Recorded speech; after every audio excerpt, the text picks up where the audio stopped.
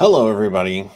I'm Dr. Chris. I'm here getting this stream started, running late because I'm waiting on Nathan.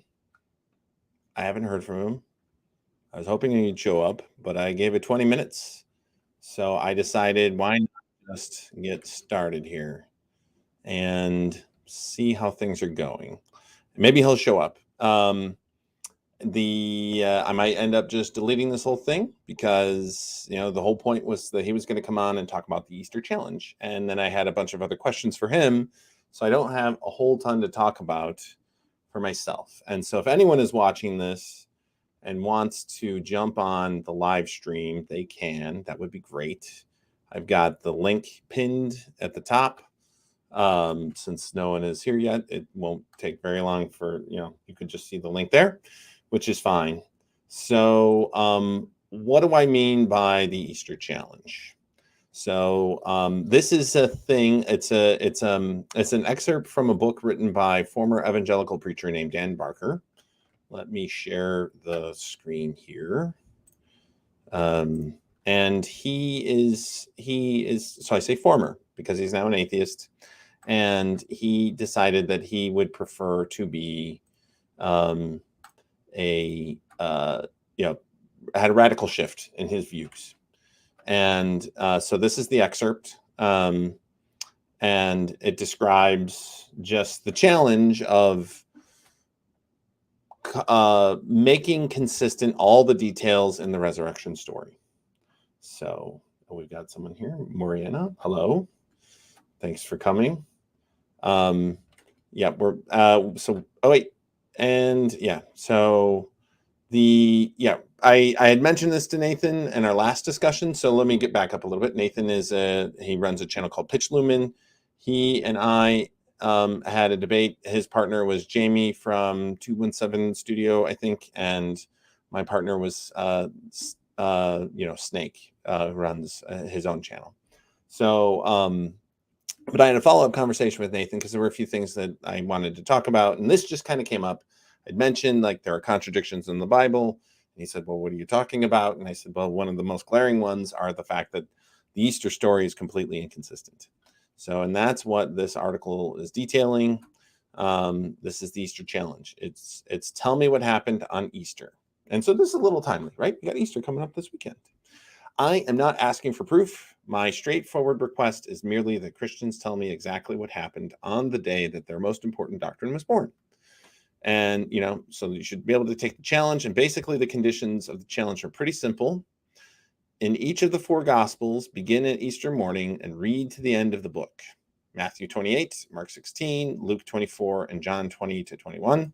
You also need to include Acts, which is another description of the resurrection story, and then Paul's story in 1 Corinthians 15, 3 to 8. And that it's only 165 verses of the whole resurrection story, and you got to try to make it all consistent. But the challenge is you can't omit any details. So you have to include all the details from these separate accounts and write a simple chronological narrative of the events between the resurrection and the ascension. What happened first, second, and so on, who said what and when, and where did these things happen. So that's the challenge. You got to include like basically a list. And the problem is like this is one of the very few places in the New Testament where there's like actually multiple stories, and of this multiple accounts of the same story, right? And so that means that this is an opportunity to have a bunch of different details that you have to synthesize and make consistent. So I will be frank, I'm not necessarily, despite the fact that I do consider myself to be an atheist, like I also want to make the position that I'm what I'm more interested in as far as my public outreach on topics around this is more about the value of science and fighting against pseudoscience. So that's why I'm particularly interested in creationism and having debates with creationists and talking with people like Nathan Pitch Lumen. So I don't necessarily feel like going through in extraordinary detail on this, and if he's not here, because then it just sounds like I'm slagging a major Christian holiday right before it's about to happen, which is not something I'm not super interested in. But it is an interesting challenge because this is a core part of Christian doctrine, obviously, the resurrection of the Christ. And as I said, this is like the only place where one of the very few places in the Bible where you have multiple accounts of the same event. So it's an opportunity to have testimony and compare and contrast. And then you can see, well, is this consistent? And if it's largely inconsistent, and if it seems almost impossible to come up with a logical story that actually takes into account every single detail, well, I mean, these are pretty fatal contradictions. And it's just opens the door to the fact that perhaps there are other aspects of the Bible that are not particularly consistent. So that is where I'm at. So we got a couple of other people watching right now. Honestly, if anyone wants to jump on the stream link, I'm happy to just chat, because me sitting here talking about this is already a little bit awkward, and we can just talk about whatever, and that would be fine. So right now, for anyone who's just joined, Nathan hasn't shown up, which is why I'm 20 minutes late, and I'm waiting on an email. Let me check to see if he's, oh, wait. Oh, okay. I thought that I had sent him a link. So he just wrote me. All right. So we are going to come on. Good.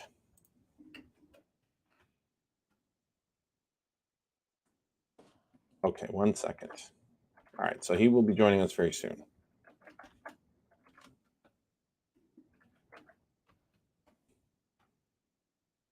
Maybe I didn't send him a link. That would be a problem. Oh. That was my fault. I didn't send him a link. No wonder he didn't show up. All right. That would be a problem. All right. Nathan, you can join if you're listening to this. There we are. I'm going to add you to the stream. There we are. Sorry about that. Chris. I thought that I had pasted it in my email to you when I said, hey, I made a Streamline link, but I didn't actually send it to you. So no wonder you weren't here. And my bad too. I completely I thought it said 7:30 Central too. So that's everyone. It's on me. I would have confirmed with Chris and sent him an email. That's Chris is on time. It's on me. That happens a lot, believe it or not. Like I have to do all kinds of video conferencing with people, and yeah, we get confused about like, wait, did you mean Central? No, oh, actually I meant Eastern, and I'm sorry I'm late. Now it's an hour later, so it happens. Yeah, no big deal. Hey, we're here, so that's fine. So all I was doing is just basically talking about the thing that we had talked about. And I assume you probably have looked at this article, the Easter challenge. It's pretty straightforward, right? You just got to read through the resurrection accounts in the Bible, right? The 4 Gospels and Corinthians and Acts, and then try to piece it all together. And, you had followed up saying like, okay, look, I've got a good response to this. So, and that's why I wanted to have you on, at least initially, just to give you an opportunity to have that response. Yeah, definitely. Are you ready for that? I mean, or do you want to talk about anything else beforehand, or? No, that sounds fine to me. Yeah. And then then we can just talk about other stuff too. Okay, for sure. So basically, what I did, because I was looking around, I was looking at the scriptures and looking at responses and how people would approach this. And let me pull this up here. So basically, and you want to share something? Yeah, is there? You can share. I'm going to stop sharing if you want to send it to me. Okay, I'll forward you got to click present at the bottom. Oh, screen share.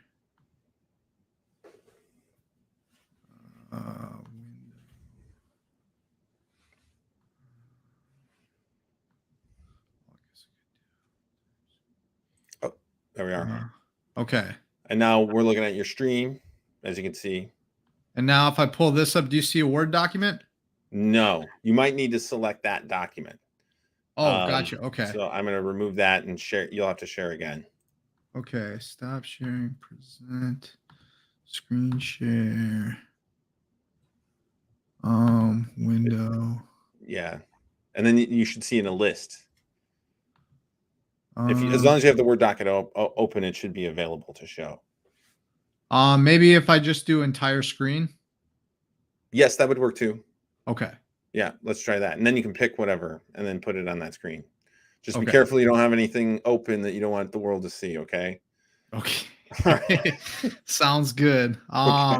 All right. So now do you see Word document? Yep. Okay. You may So want to increase the zoom a little bit. You can do hold down control and do your zoom window. There you go. Perfect. okay. Yep.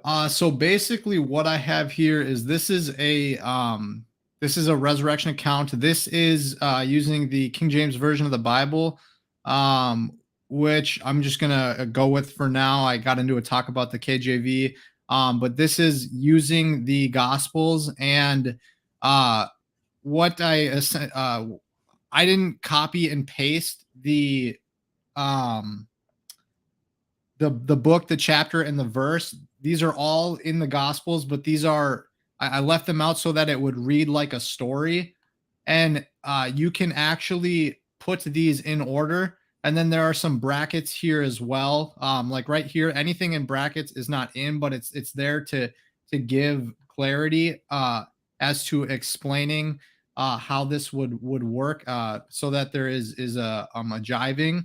And if you read this whole story, it actually does play out smooth, in the sense that, like, talking about was it men or was it angels? Well, the Bible actually does refer to angels as sometimes being able to take the appearance of men.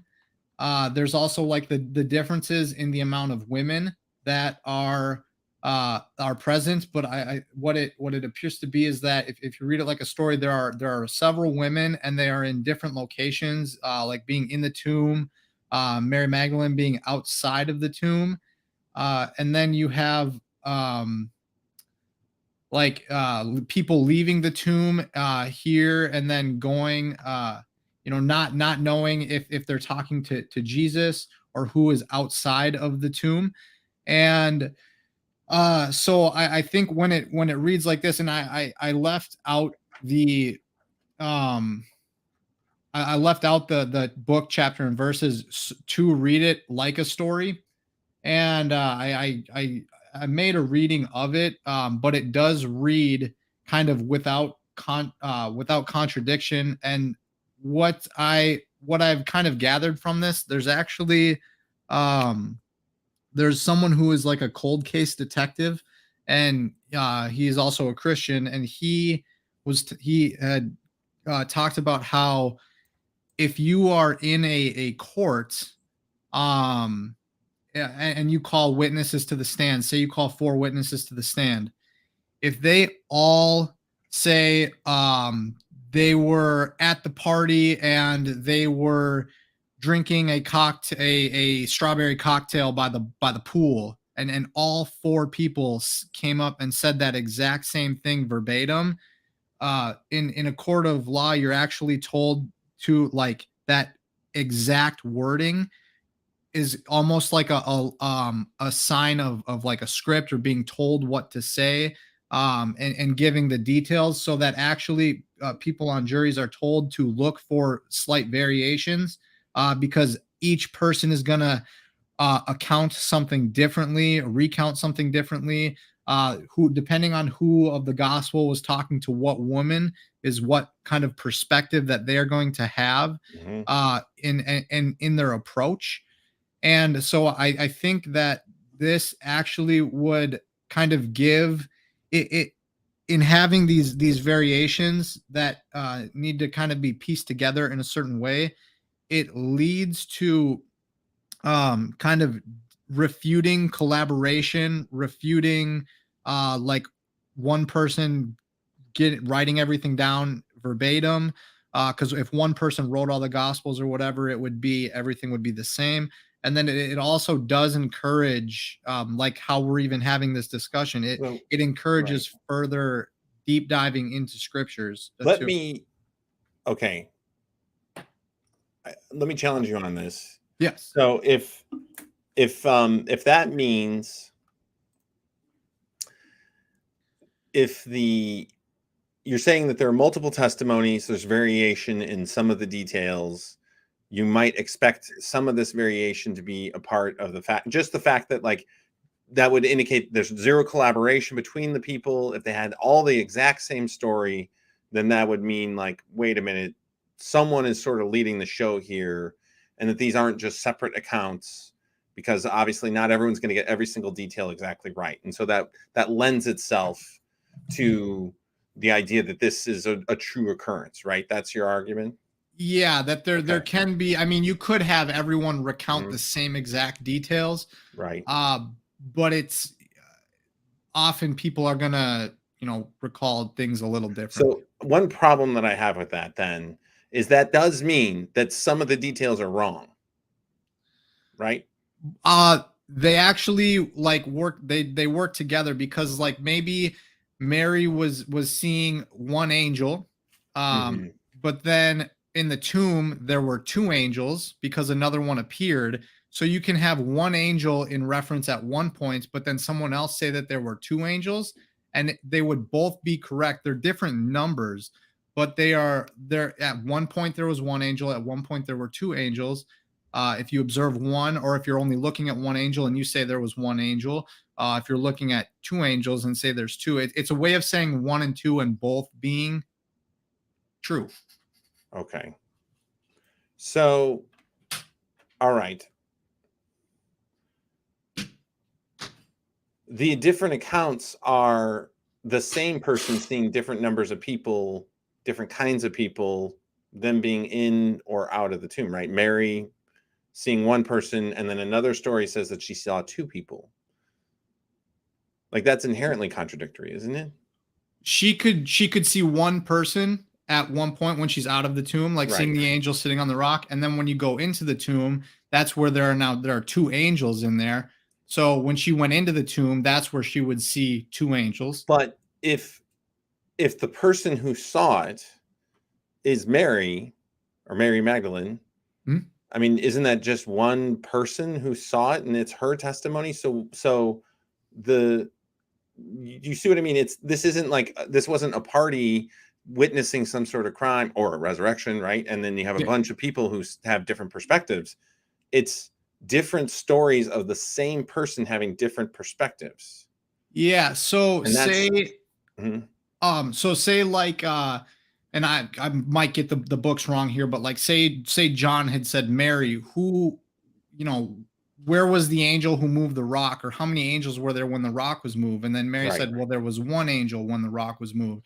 And then Luke said, well, when you were in the tomb, how many angels were there? And Mary says, well, there were two angels while we were in the tomb. At different times, there would be different numbers of angels. Right. So one issue I have is like with Matthew, right?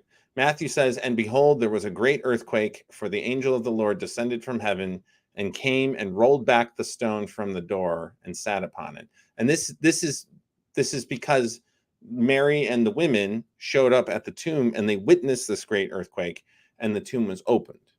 Hmm? Right. But the other books say that the tomb was already open, don't they? And they don't mention anything about an earthquake. And don't you think that like a massive earthquake would have been documented? So maybe there was one asking about like what was on the way to the like when you were heading to the tomb, did anything happen? And then that's where someone says, well, there was an earthquake. And so that would be the account of the earthquake. Um, and then as far as like if the tomb was already open But or not. you're leaving out a detail. The women already arrived at the tomb, if according to Matthew 28:2. So the women were already at the tomb, and then behold, there was a great earthquake, and they saw an angel of the Lord come and move the rock away from the tomb and open it. And then it sat upon it, is what it Yes, says. yes. Right. Yep. Right.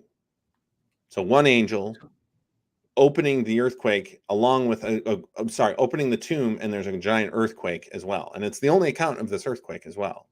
Yes. But Mark says before the women arrived, and they said among themselves, who shall roll away the stone away from the door of the sepulcher? And when they looked, they saw that the stone was rolled away, for it was very great. Yes. So that they saw the stone had already been rolled away. Luke says, and they found the stone rolled away from the sepulcher. I think that's saying like, and behold, they found that the stone was rolled away, because when they went there, they were, how are we gonna move this stone out of the way? Mm-hmm. So it's kind of like a way of saying it that. Do you know why they would have even gone? Why would they go to the tomb? Like, what would be your impression of that? Like, they witnessed him die on the cross. He was stabbed in the chest, right, with the lance or whatever, and he was crucified, as thousands of other Jews were crucified at that time by the Romans. So why would they go to the tomb at all? I think that they had maybe, so they had, I think they believed that Jesus Christ was the Son of God when he was here. They were his disciples. They were following. There was a group of people that stuck with Jesus because they had seen the miracles that he did, and heard how he spoke, and was able to talk against the Pharisees and everything. And so they said he is the Son of God. And so then I suspect that they thought, okay, on the third day he will rise, and so we'll go check, and we'll make sure, maybe we'll clean up his body, so that when he arises in his body, that it's already taken, that his body is kind of cleaned up and cared for, so that he can return to a body that's more. But they weren't expecting that. I mean, that's just what happened, right? It wasn't like that was the testimony before he died. I suppose the other thing is that there's the testimony, I think it's in Mark, that is in Matthew, like there's when this earthquake opened, other tombs opened, and that other saints were up and then walking around, right? So people who were already dead rose from the dead. So there were other resurrections that occurred on that day, at least according to just one of the Gospels. What's your thought about that? Isn't that in Matthew, or is that in Mark? I'm confused. Let me look up the. That's what, yeah. If you, because I'm not too familiar with the context. If there were maybe souls that were being resurrected, and I don't know. I'd have to get context, I guess. Right. Yes. Here's a web page, and maybe I can share it. Don't need to see those tips again.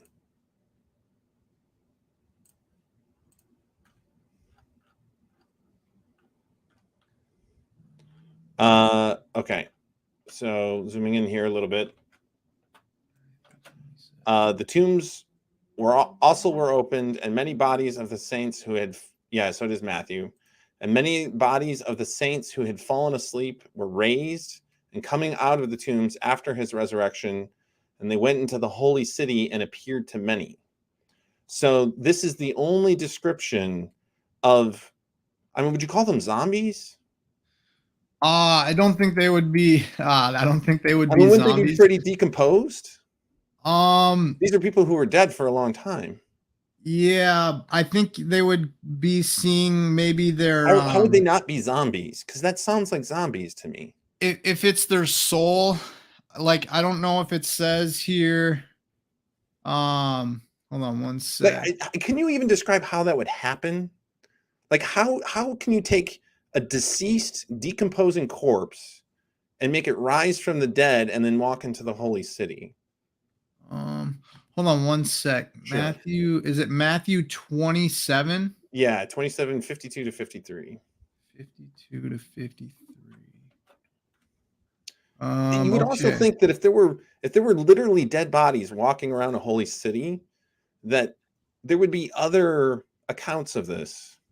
Because we have like historical accounts of things that happened at that time. You got Josephus, who wrote all kinds of things and even mentioned Jesus at one point. Yeah. Right. He's like one of the most thorough historians of that time, like a contemporaneous historian. Mm-hmm. Although there's some debate that I think that maybe some of those passages about Josephus, sorry, some of those passages about Jesus in Josephus were added later and are maybe thought to be fraudulent. I'm not entirely sure that that's true. I think I had These are heard way some outside too. of my field of expertise. So Yeah, I thought I had heard that there was like an account of like Jesus's like James mhm. had been mentioned by Josephus as well. Um and talk about I don't how his half brother was claiming to be the Messiah. Um But yeah, getting back to the zombie thing, like, so I yeah, mean, obviously this isn't it's like 28 Days Later kind of zombies, right? These yeah, are they would be, they you would have know, been like various times Night of of the Living old Dead kind of times. zombies, like Yeah, pretty so decomposed. yeah, it would probably I not that a creator, an all-powerful God would not be able to preserve their body or give them a preserved body when they rose up. I'm not too sure if they would be spirits instead of bodies, where maybe they take an appearance of a body but don't have like the ability to physically interact, but that they could How talk does with that people. work? That would Do you believe in it'd be a ghosts? miracle. It would Okay. be a miracle. So Yeah. I mean that would be I we've never like Right. brought back a human from the dead. Right. No. So it's something that is taken on faith that there would be these souls being called up out of the ground. But okay, can you kind of put on your skeptic hat a little bit, right? Okay. And think, all right, there's only one account of this, even in the Bible, right? Not even the other gospels mention the fact that there were zombies walking around the holy city, the moment that Jesus also resurrected from the dead. So do you believe that that happened? Um. Or is this one of Yes. those things that's like, oh, well, maybe this is a detail that got missed, or that this person think they saw that, but it really wasn't. And So yeah, I would say maybe it was it happened, and then possibly why there's emphasis on Jesus because he is the Messiah, but then maybe these resurrected people went into the city and they were there to help spread the message even faster, to get it out to the people that there was a resurrection that had happened, and the Messiah has risen, Jesus has risen, he's defeated death, but and but there's no other account of this other than Matthew 27:52-53. This is the only mention of the fact that there were zombies walking around the holy city. yeah, I think that that would probably maybe have something to do with respecting like the because Jesus resurrecting is the most important Oh my gosh, look thing at that in the kitty. Bible. Yeah, yeah, she's adorable. Yeah, It's my roommate's. I really like cats. awesome. Yeah, A dog person, but I love cats. yeah. But I think that maybe like because if the Bible, if Jesus didn't rise from the dead, the Bible even says there's no validity to the Bible. There, you Mhm. know, it would all be for naught. And so, um, I think maybe there would be this brief mentioning just to kind of let people know this is probably like a catalyst event for how the word got spread, especially in a time where there wasn't like the internet. And so that might have been an account as to how. But then the gospel writers wanted to say, let's just keep it focused on Jesus in terms of um, emphasizing and making sure that the because it's the most important event. Let's make sure nothing detracts from it. Let's Mhm. just mention this briefly, but then let these, you know, however many souls just give it a mention basically. But one thing I feel like you're kind of doing is you're trying to have it a little bit both ways. You're trying to say like we can account for all the details and make a cohesive story, being somewhat flexible about redefining things. And obviously you're not the first person to do this. You obviously looked this up, and this has been an ongoing debate for centuries. In fact, how to reconcile all the stories of the resurrection, because Yeah. when you take them all the details at face value, it's hard to do. And I'm sure Dan Barker knew about this even when he was an evangelical preacher and felt like, well, this is an ace in my pocket of just like, look, I know how hard this is because I had to try to sell this for years. Trying to reconcile the wording. There's not a lot of focus on it, but it's the thing, it's an opportunity to like point out the fact that yes, not everything is really consistent, especially if you take it literal. And if you are going to take it literal, how can you fully reconcile it? But then you are doing an additional thing on top of that, saying like, well, the fact that they're not consistent is actually a point in favor of the narrative, because which I agree, like that's probably a real thing. Like if everyone had exactly the same story and they're saying the exact same words, that would be a problem. Like that would seem that someone's coaching at least. Yeah. But if people have some details that are off, that means some of the details are wrong. They didn't happen. And that's why, like, I don't think that there would be like an allowance for there to be such like a misrepresentation. Like it's not like the gospel. I think it's not a case of there being one angel or seven angels and all mentioned at one time. I think it is a matter of when you showed up to the tomb, how many angels were there to greet you? The one angel. When you were in the tomb, there was one angel at the foot of the bed and the head of the bed. So there were two angels. So I think it's a chronological. When someone asked Mary, how many angels were there at this time? I think she accurately recorded there was two angels here. So I think it just is a matter of determining where she was when they asked how many angels were present at that time. Mm-hmm. And then that's how you can have the one angel, the two angels, it is like a way of saying, because at one time there was one angel. When they showed up at the tomb, one angel. Another angel appeared while they were in the tomb, two angels. So you at one point there was one, that's a true statement. At one point there were two, that's a true statement, assuming, on faith that this is a true story. So it would be like there would be an accurate recounting of the event where one is accurate and two is accurate at the same, in the same way. There can be one angel and two angels. They weren't at the same time being asked. She didn't say that to one person there were two angels sitting on the rock, and then to another person there was one angel sitting on the rock. It was in the tomb, out of the tomb. Okay. I don't necessarily want to belabor this because I also feel like I obviously know how important the resurrection story is to Christians. And I'm not someone who, despite the fact that I do consider myself to be an atheist, I'm not particularly militant about, trying to disprove Christianity in that way, because I actually think that my effort is more about pseudoscience and the validity of science. Those are the things that I'm actually really more passionate about. I feel that this is an issue of history, and it is an issue, of course, of religion. I think that there are some problems, but I also feel that me taking a crap all over the Easter story is one way to alienate an awful lot of Christians who would be like, well, I think this guy's fine on the whole evolution thing, but he's also now, crapping on the most important, the crux of the Christian religion.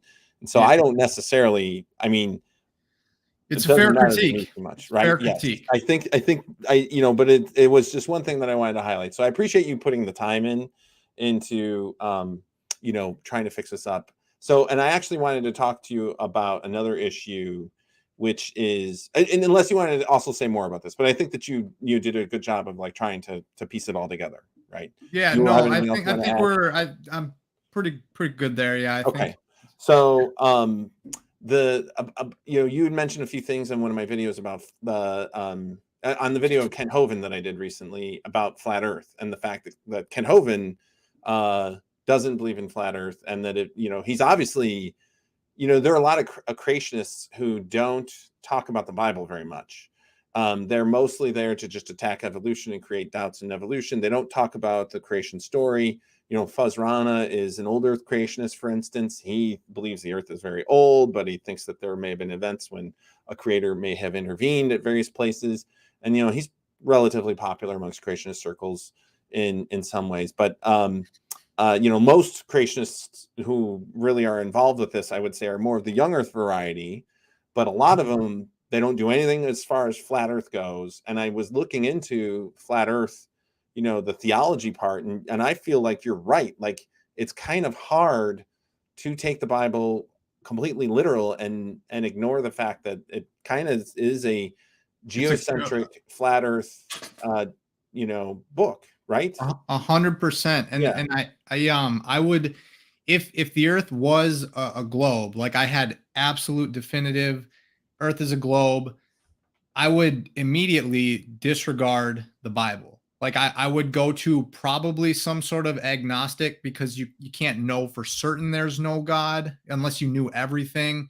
But if there is a God, I'd probably be, I think the term is deist, where it's like they don't care about if the Earth is a globe and we were created, they don't care about us because they didn't give us a book or any way to know about them or learn, and we're in this expanse void filled with darkness, dark matter, dark energy, and so we're surrounded by it in this really hostile place, actually. And I don't think a loving creator would do that.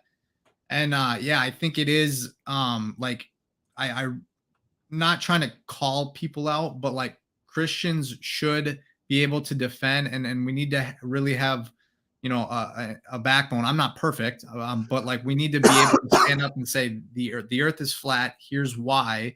If it's not, it's the honest thing to do is to disregard your faith, because the Bible would be incompatible with science and with reality.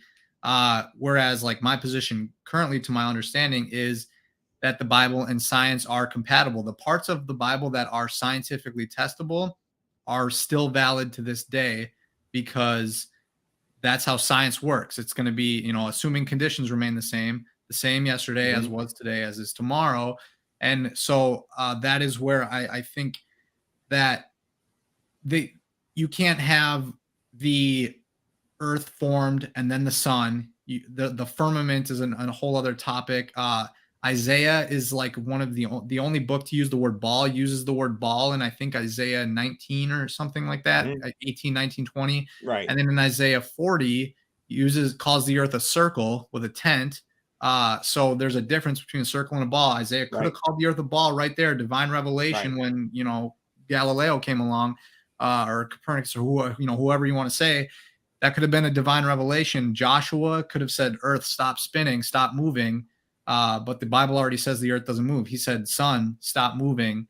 And so, yeah. And then to interrupt, like Job also talks about, in Job, there's a passage saying that God fixed the dimensions of the earth, how long and how thick and how broad it should be. He settled the borders and the boundaries of it. And like, if it's a sphere, there are no borders and boundaries to a sphere, right? Exactly. We've not met. Thanks for joining. I don't know if you guys know each other.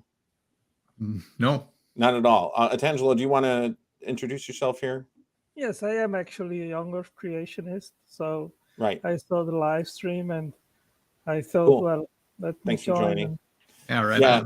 So, so to give you a little background, I don't know if you saw the debate that Nathan and I had on Modern Day Debates.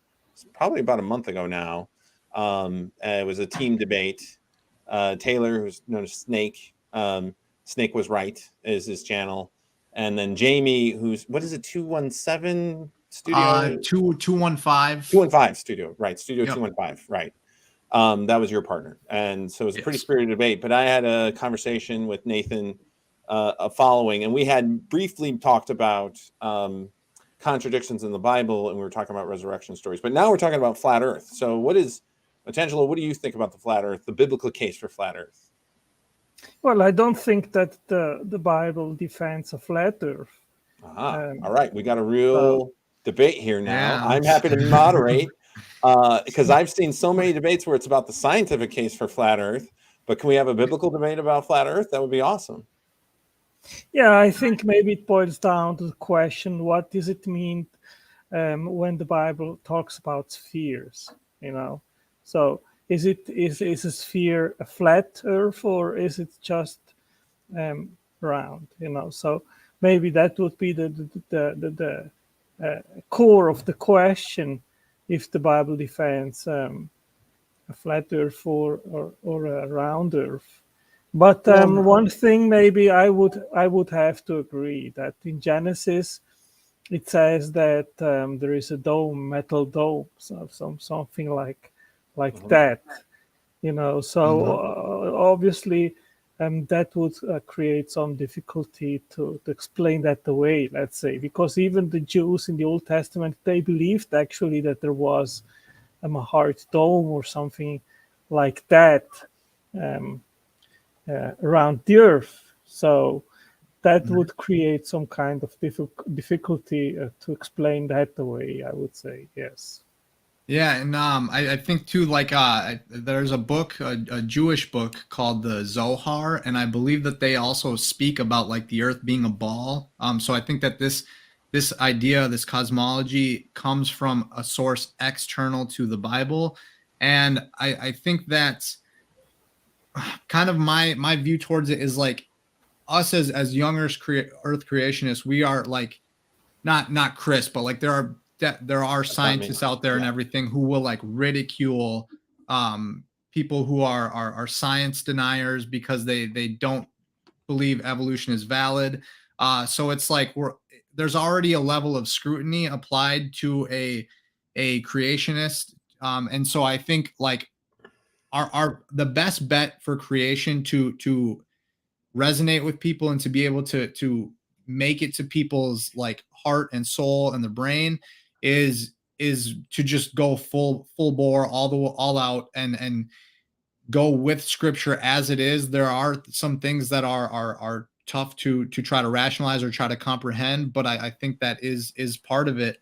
As far as like the round, discerning round versus flat, you can have like a plate is round and flat. So I think like just trying to clarify terms, you can have a something round in a ball and something round and flat. So I think the distinction is the Earth planar or is it spherical, like an oblate spheroid? And so I think that is something that if we like as a young Earth creationist, I take it you talk to people about evolution and try to point out some of the faults in evolution.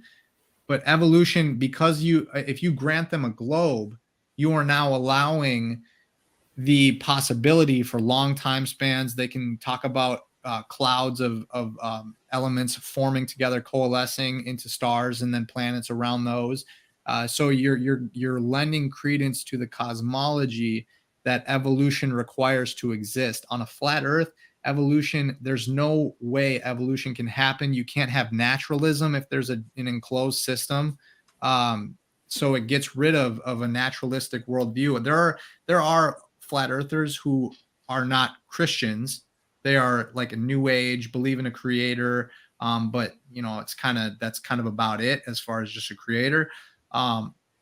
So I think that that's something that it's like the Bible says several times over that the earth doesn't move, that it's fixed, and that the earth hangs on nothing is one that people that think that the Bible is a book supporting a globe say. But if the earth is set on pillars, it's not hanging on anything, it's resting on something. Mhm. And yeah, like takes clay, shape like a clay seal. Under a seal, meaning like you have a clump of clay and you press on it. What is that? That's flat, right? Yeah, with upturned edges. So let me ask you, Dr. Chris, what is your position? I believe in a globe Earth. Yeah, I know, but I think we all believe in a no, globe no. Nathan I do does not. Nathan's a flat Earth creationist. Okay, but Yeah. are you a Christian? Are you an atheist? What are you? Oh, me personally, I'm an Yes. atheist, but Oh, that's okay. not something that I'm particularly like militant about. You know, I'm a scientist and I care about science, What and is your I like field in good science? conversations. I'm a neuroscientist. Okay, Yeah. interesting. Okay. So, actually, Tangelo, what do you think about this Job 38:14 here, where it talks about the earth takes the shape of clay under a seal, and then its features stand out like those under a garment, which would mean that there's an edge, just like Nathan said. Yeah, I think that I can always say we have to take that in a figurative sense. Oh, Now, really? Yeah. So you don't take that literally? No, I am saying that it is well possible to take it as in a figurative way. It doesn't necessarily mean that it has to be literal. Well, So- Nathan, what do you So think about if- that then? If these highlighted passages here are figurative, then is God only figuratively going to shake the wicked out of the earth, or is he and so the wicked will remain, but figuratively it's gone? Right, the Garden of Eden, maybe that's a figurative interpretation. And that's kind of, I think, really the important thing about the flat earth is Otangelo, is that if we discredit the what is said in Genesis and take away the authenticity of Genesis, that is where naturalists are able to kind of work their way in and say, if this part isn't accurate and it's on the first page, how can any of the rest of it be accurate? Which is, I think, a fair claim. Yeah, I mean, I debate atheists for literally for decades. Okay, and the normal way of approach of atheists is to try to poke holes in Genesis, in the Bible, try to demonstrate the problems, and then think my case is done. I've demonstrated that the Bible is not trustworthy. Therefore, let's discard it, and I am warranted to hold the naturalistic. Right. That's your argument, though, Otangelo. No, it's not an argument that I am making. I am just pointing out that this is the normal approach which I observe my opponents usually taking. Okay. Right. But you're Now- making that argument here. You're saying that this is figurative. It's not literal. We're not meant to believe that this is actually true. Yeah, you would I be am taking a saying, similar position I as am atheists. saying that the Bible has to be interpreted.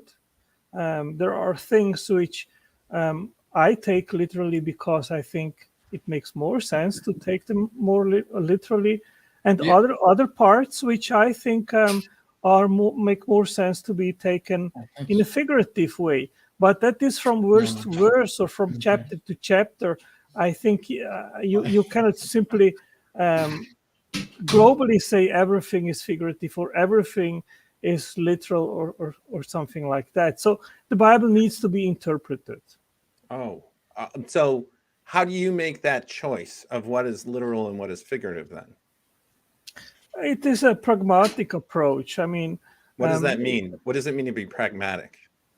it means that you have to analyze and think about each case. You cannot just establish one method and then based on that method analyze everything. I think you have to read the Bible and then every sentence or claim, analyze it individually and then compare it, maybe make comparative analysis. What do other verses say in regards of the same topic, and then eventually come to a conclusion. So, but let I me don't ask say you- that I understand everything or that I agree actually with everything in the Bible. There are things which I, even as a young Earth creationist, admit there are problems. And some people even say to me, you shouldn't actually confess yourself as a young Earth creationist, but rather as an agnostic, because you admit that there are things which are hard to be explained, like the starlight problem or other things which I have studied. Morally, like slavery is one too as well. Well, that would be another topic which wouldn't have anything to do with the science itself, right? Yeah. But so how did biblical literalism? Like, how did the in Genesis it does say that the earth was made before the sun, right? Yeah, this is. Are you geocentrist? No, I'm not. So how did the earth orbit around nothing for a few days?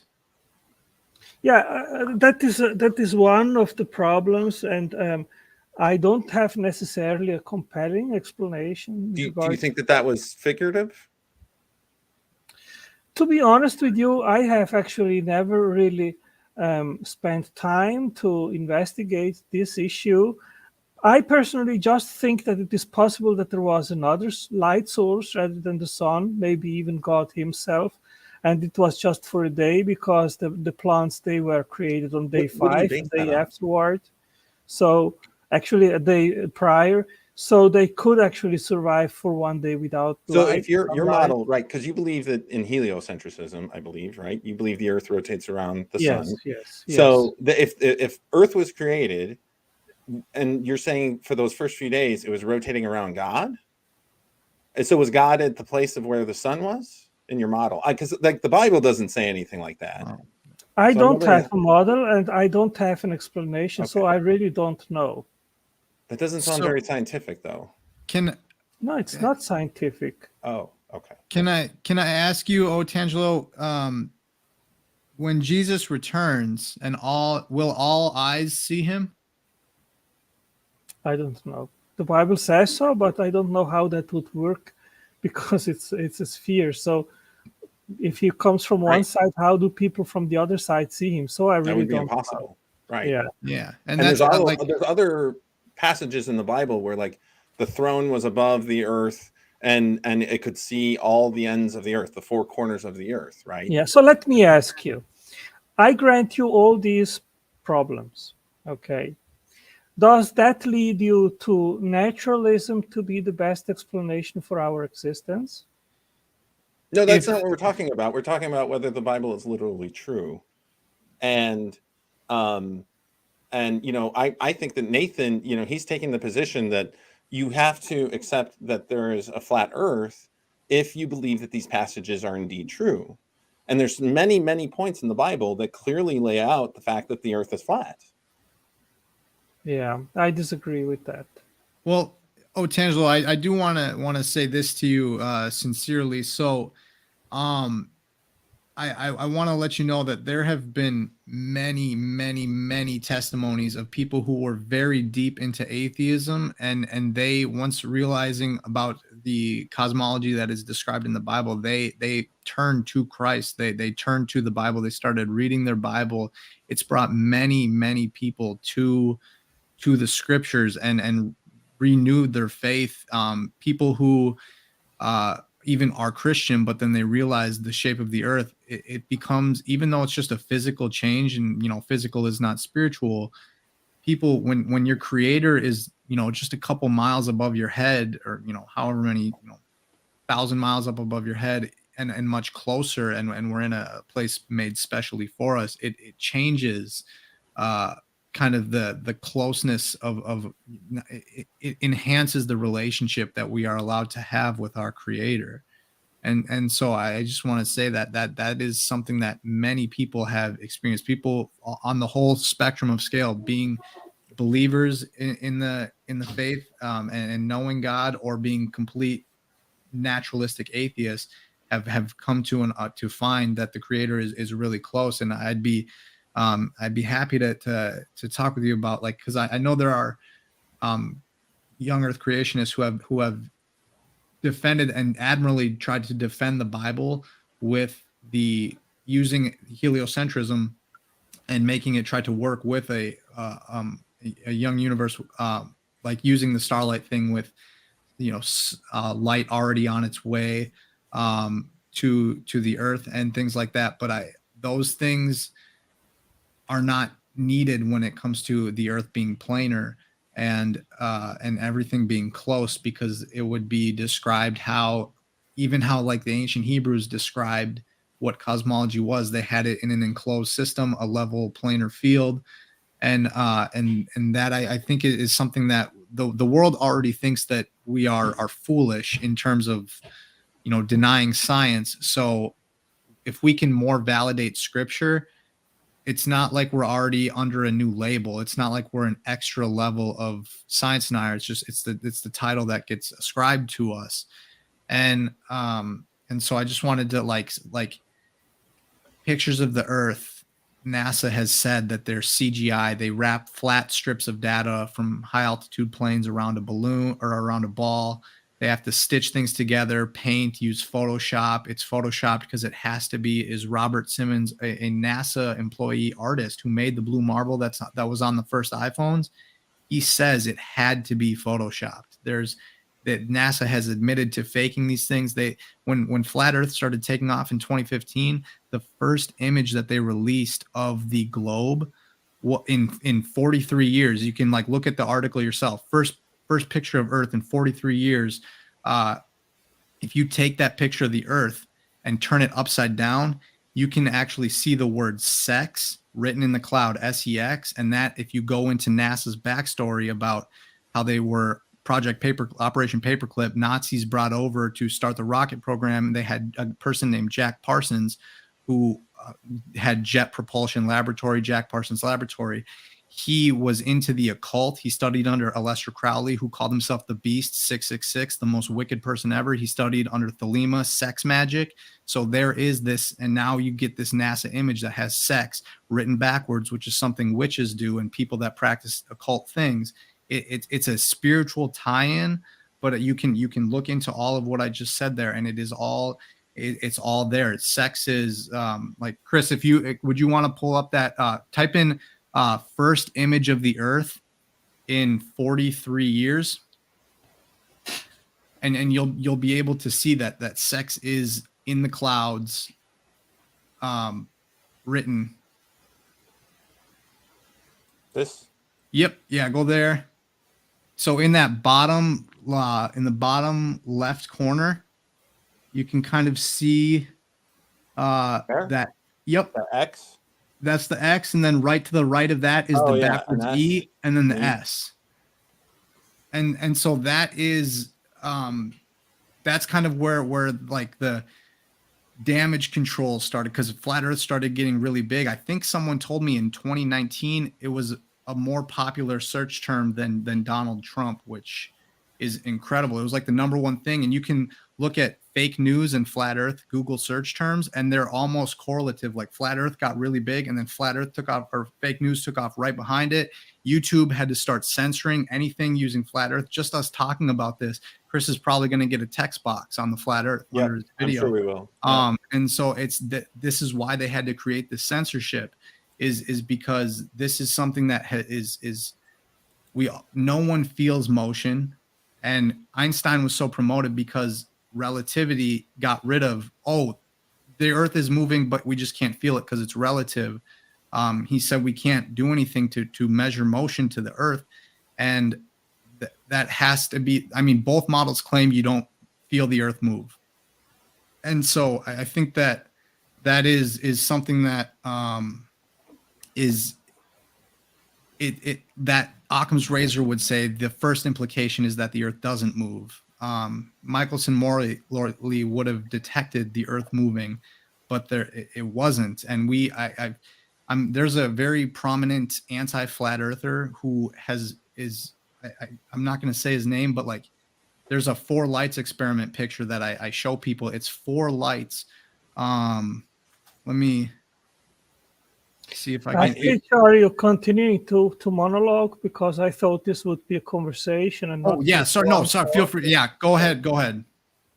Yeah, I mean, the point which I was just want to make is that I don't think this is sound epistemology to think that, well, because it doesn't seem to me rational to believe what the Bible says in regards of the shape of the Earth, then therefore the Bible isn't true and naturalism or atheism is true.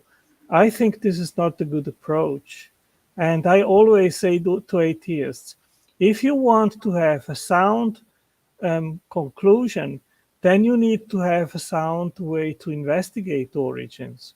And that includes that you actually also investigate your proposition that no God or no creator is necessary to explain our existence. And I make the standard question to atheists: how do you explain our existence without a creator? And then I usually get, well, we don't know yet. I am not sure. I'm an agnostic. We are working on it.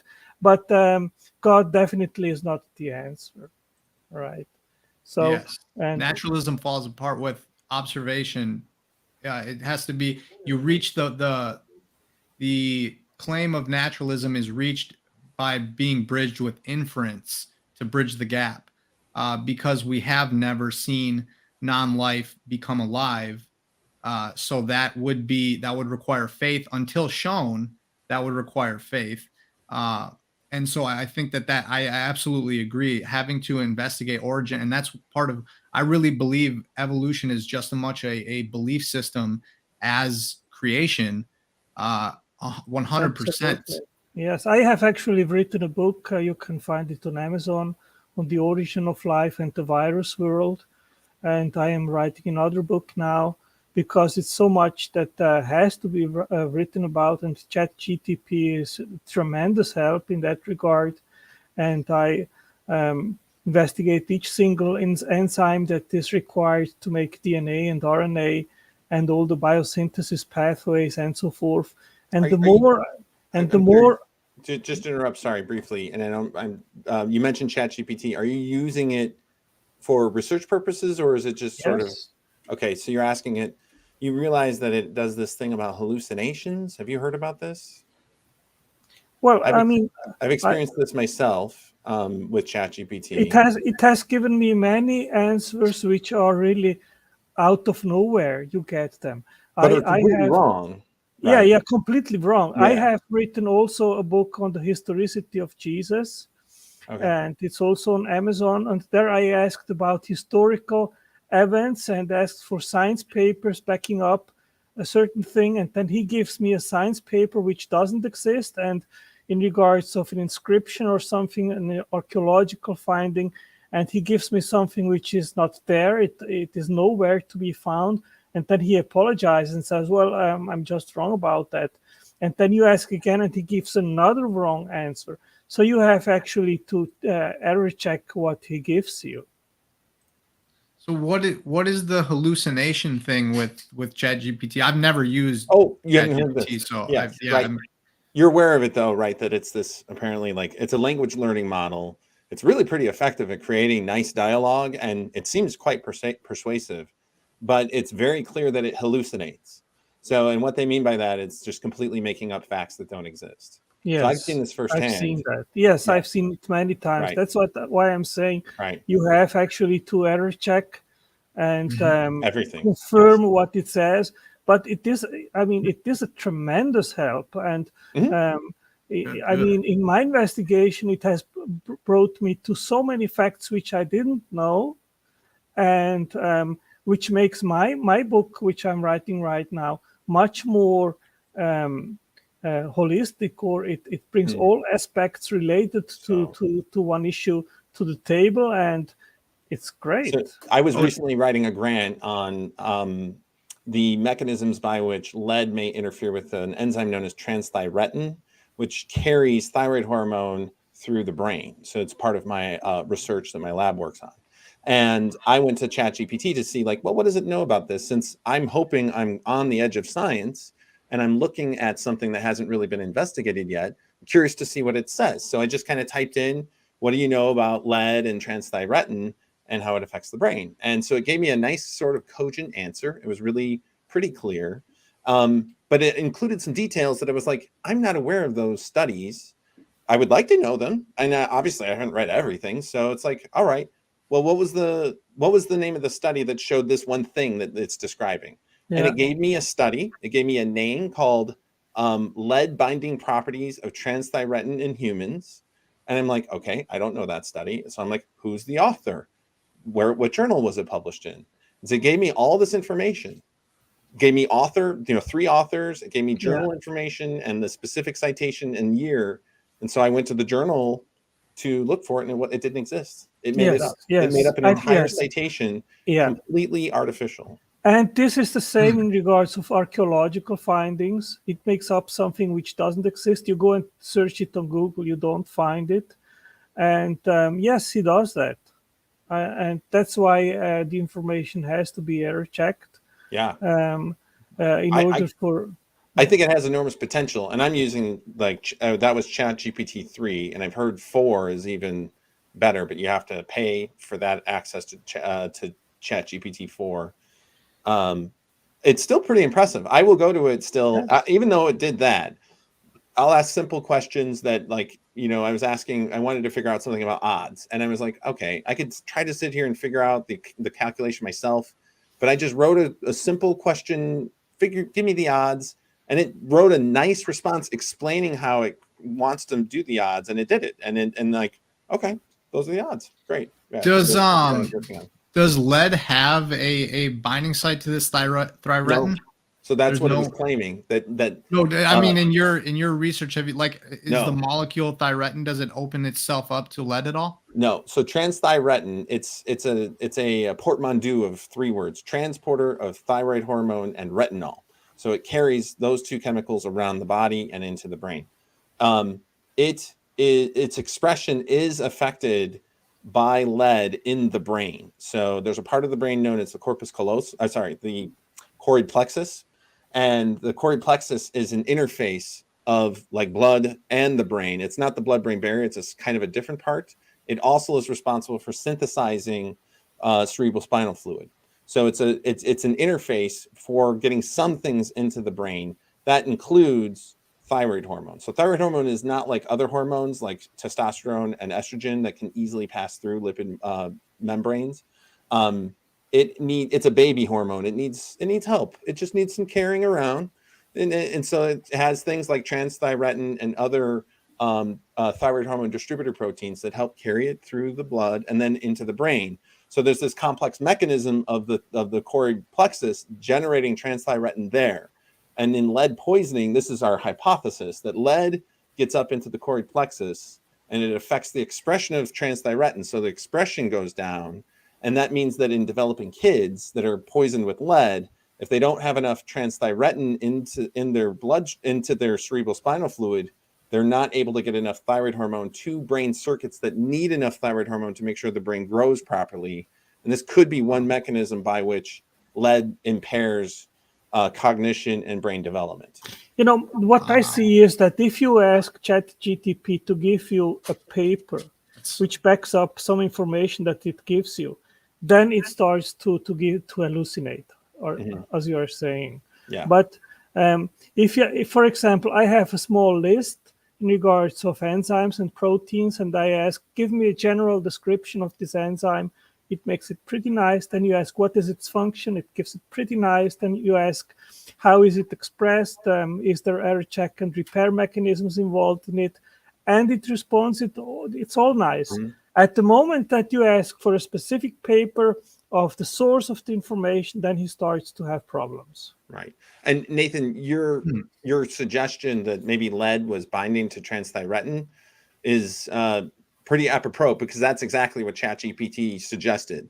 I was just asking if there were, like, if the molecule itself had a site that lead would of course, bind. like, because it's an enzyme, it could be sensitive to certain metals and have absorbance to metals, and that might interfere with, and it could interfere with how, say, thyroid hormone binds to transthyretin if it's being occupied by lead. That would be a very interesting mechanism, and that's exactly the mechanism that ChatGPT said, this is what lead is doing in the brain. It's affecting how transthyretin can bind thyroid hormone, and it inhibits with that because it binds itself to transthyretin. And I was like, I'd never heard of that. I would like to see the paper. And then it made up a citation, and it didn't exist. So I was like, okay, well, I should just work on my grant and just presume that whatever ChatGPT is going to spit at me, I just can't trust at this moment. But it has, a lot of potential. I can totally see that this is going to be, I can see why so many people are jazzed about it. So. No, I am too. I love it. And I use it to write 90% of my book. I just feed it with the questions, I error check it, and then the answers, to write poems and songs. It's fantastic. It can be really effective at creating. It is impressive. Right. It is impressive. So one thing that I wanted to kind of move on to something that Nathan, part of the reason why I also started this discussion, and Tangela, I want to get your opinion on this, is we were talking about Kent Hovind a little bit. That's kind of what brought us here, because Nathan was saying that Kent Hovind doesn't believe in the flat Earth, and but also you weren't really commenting necessarily on the point of that video. But Tangela, what's your opinion about Kent Hovind? What do you think about him? Well, I hear a lot of criticism about Kent Hovind, that he is recently. I hear that he's an anti-Semite, that he hates Jews. Then there come up stories that he has beaten his wife and all this kind of stuff, right? Yeah. And And I protecting like a pedophile, I guess, is the yeah, main many, thing. many, many accusations, right? So, but what are your And thoughts about him? well, the thing is that for me, he is still a brother in Christ, and Hmm. it is not my job to judge other people. What That's not what's my your? aim. I'm Why curious I about your engage. position about. Have you seen any of the clips of him and the anti-Semitism thing? No, because I'm really not interested in the topic, so Oh, I don't spend time on it. so I actually made a video. This is pretty quick. Tell me if you can hear it. Hopefully you can. Yeah. Let's look at the first. Here's a clip of. Can you hear it or no? Very faint. It's Can you faint. turn it up a little bit? No. Okay. So actually, I'm gonna have to stop sharing and switch. One sec. Actually, video file. Maybe I'm gonna do that. Hey, while you're doing that real quick, Chris, I just wanted to mention to Otangelo. Creationist Kent Hovind. Oh, there you go. Okay. Can you hear it now? Yep. Go for it. Is young Earth creationist Kent Hovind an anti-Semite?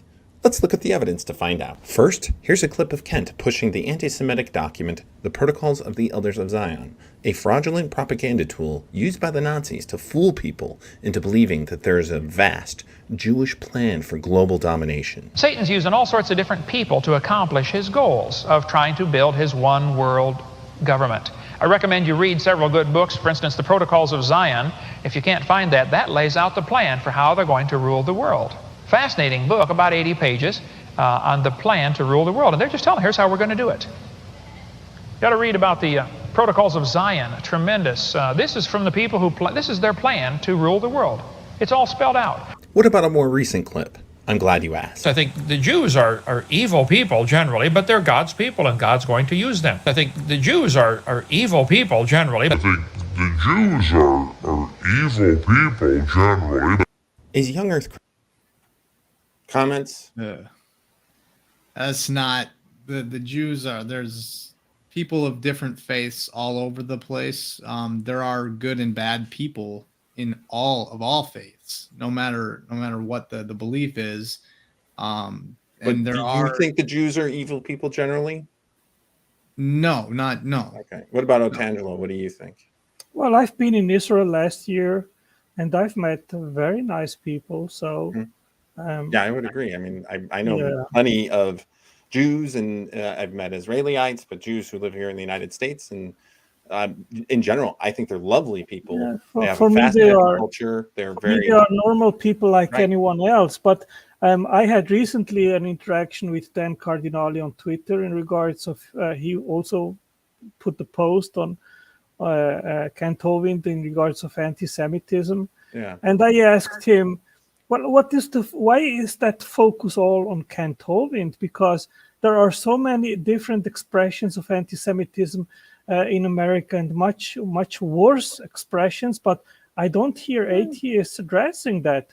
And if you are so concerned with that, why don't you spend money?" Like there's lots of like the Southern Poverty Law Center. I mean, first of all, I think plenty of atheists will certainly stand up against anti-Semitism, and I know I have, and I know plenty of other people have too. You have things like the Southern Poverty Law Center and the ADL. I mean, that's the Anti-Defamation League. I don't necessarily consider them to be atheists, but the whole point of the ADL is to point out anti-Semitism. I'm sure there are atheists there who are doing that. Now, I don't think it's also the responsibility of atheists to protect Jews from anti-Semitism. I think that they should they should never be anti-Semitic. But this is someone who's a very prominent young Earth creationist who's given hundreds and hundreds and hundreds of lectures, debated 300 some debates now, and has his own creationist park.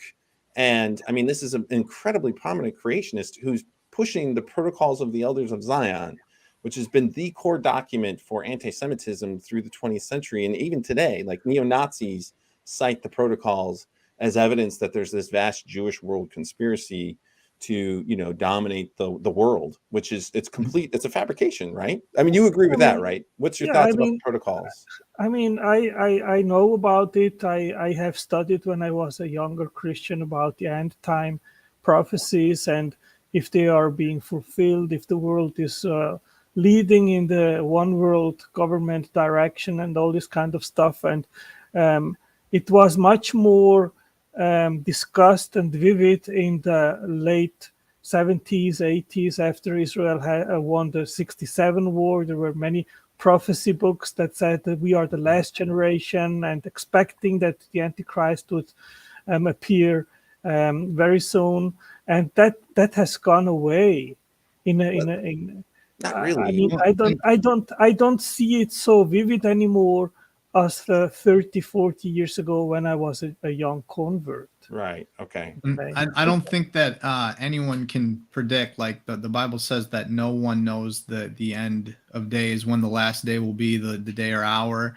The Bible does mention that there will be a synagogue of Satan, which the Jews do worship in a synagogue. But to say that it's like all Jewish people, like personally, I believe there might be some Jewish people that are involved, some like a small percentage of the total population of Jews, just like there's a small percentage of Catholics that are involved, like being at the Vatican or anything like that. The people that are in governments that identify as like Christians even or whatever.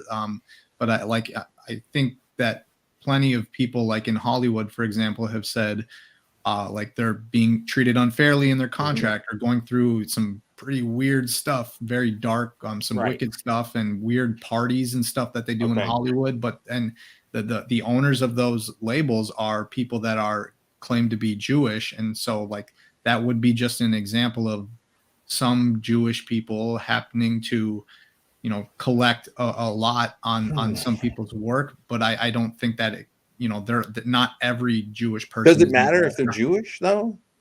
No, it's just a like it's just pointing that there are people in positions of power, like the Vatican, the like first the guy who was just arrested, who was Kent Hovind's friend for 6 counts of child molestation.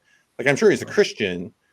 Like, would it be does that matter though? Like, he's just a pedophile, right? Yeah, he's a pedophile. There's people that are but why point out that they're Jewish? That's the part that I don't get. I don't get that either, because I could go to the Vatican and say the first person that Hitler signed a treaty with was the Vatican, and so the thing is that if you study the information regards of the Bilderbergs and the Rothschilds and who is behind all the central banks in the whole world, they're a Jewish family, the Rothschilds. Right, exactly. So, but there's a lot of like conspiracy mongering about the Rothschilds is actually totally false. Like there's sure. Right, but, like there's this thought that the truth is that their start at the Battle of Waterloo, and that they manipulated the Bank of London, claiming that like true. I believe that. No, but that's not true. That's completely made up. Well, I don't know. I mean, okay, I think you probably should ask ChatGPT that. You'll see what it says. Yeah. I mean, but I mean, the truth is, like Evangelo, you can't say that that's true. The historians are in like complete consensus that was a complete fabrication. The Rothschilds do own. Maybe I'm not well informed in regards to that. They don't own the central banks. Like, you know, you're saying the federal bank is owned by the Rothschilds. Federal Bank of the United States. The federal bank is private. Nobody knows. The claim was that it's owned by the Rothschilds. Well, I think it's not only the Rothschilds, but it is a group of there is a group of bankiers which own these central banks, but it is something that it doesn't go through the general public. These informations, we don't actually know who are the real owners of the central banks, but we know that the federal bank is privately owned. So it's not that it's one of the owned, it's privately managed with a public mandate, right? Like, and they're very clear about that. You can go to their website and look at who runs the bank. We call it private because we don't want Congress and the president controlling the bank, because we find that in countries when they have that level of control, that's when you have inflation spiraling out of control, like Zimbabwe and other countries, when you can manipulate the bank to then do what you want as a politician so that you can retain power, that's when finances go out completely haywire. So I think part of the genius of the central bank and the federal bank system is its independence. Now, that doesn't, and private is in quotes there because it's a publicly made, like there's a congressional mandate that this thing exists, right? This isn't something that just kind of the Rothschilds and other financier Jews got together and created some sort of system and have this hidden bank that's now under control of this vast Jewish conspiracy, as like Kent talked about the 300 financiers that are there to control the world, right? In his slide there. That is the information which he has, which I've seen some videos on that too. That I think in 1913 they had some votes, and then it became private. I'm not in for a long time. It's not studied anymore this topic, so I can't tell much about it. This is like pseudo anti-Semitism, basically. Yeah. Yeah, it might. Do you believe that Satan is using people to bring upon a one world government like Kent does? Absolutely. I think there. Now, what's your evidence? Now, okay, let's talk about Satan. So, how does he do that? I think it is mainly spiritual influence. What does that mean? So, how does that work? Like, I'm a human being. I'm a neuroscientist. I have a brain. I've never seen Satan personally. How does that work? It's a spiritual thing. It's a spiritual what does that battle mean? that is going on. What does that mean? Be specific. Well, it means that we are every day bombarded by information, right? Okay, yeah, and the question, and obviously this influences you, how you think, what values that you have, what you believe, the whole media, the information that you get from the media. I mean, so much is talked today about give me an fake example news of what you're talking about. So what's an example of satanic media? Well, I think if you want, you're speaking vaguely. I don't know what you mean. How about Lil Nas X's shoe? No, let me give you a good example. Yeah. You know that science, like today, Seinfeld? framework. You know that the entire scientific endeavor is based on a philosophy, which is both methodological and philosophical naturalism. Okay. Right. Okay. So I think that foundation was strongly influenced by Satan to have that foundation, because it influences a lot how we do science, and it excludes God as one of the possible explanations of our existence, on equal to naturalistic explanations. And what is the cop-out? It is that we cannot test the God hypothesis. That's because that's why it is just in the realm of religion, theology, and philosophy, while science leads what can be tested. Okay, and so you're not answering my question. What's an example of satanic media? Okay, so I'll go with the Lil Nas X shoe. Essentially, there was a song called "Call Me by Your Name" by Lil Nas X, and the music video is overtly referencing biblical concepts. He actually released a shoe to go with this song. It was the #1 song, by the way, promoted on the #1 video streaming service, YouTube. It was the #1 song on iTunes, the #1 music streaming site. So it was the #1 song. This shoe he sold 666 pairs exclusively, and there was pentagrams on the shoe. They had biblical references on there, Luke 10:18, where behold, Satan fell like lightning from heaven.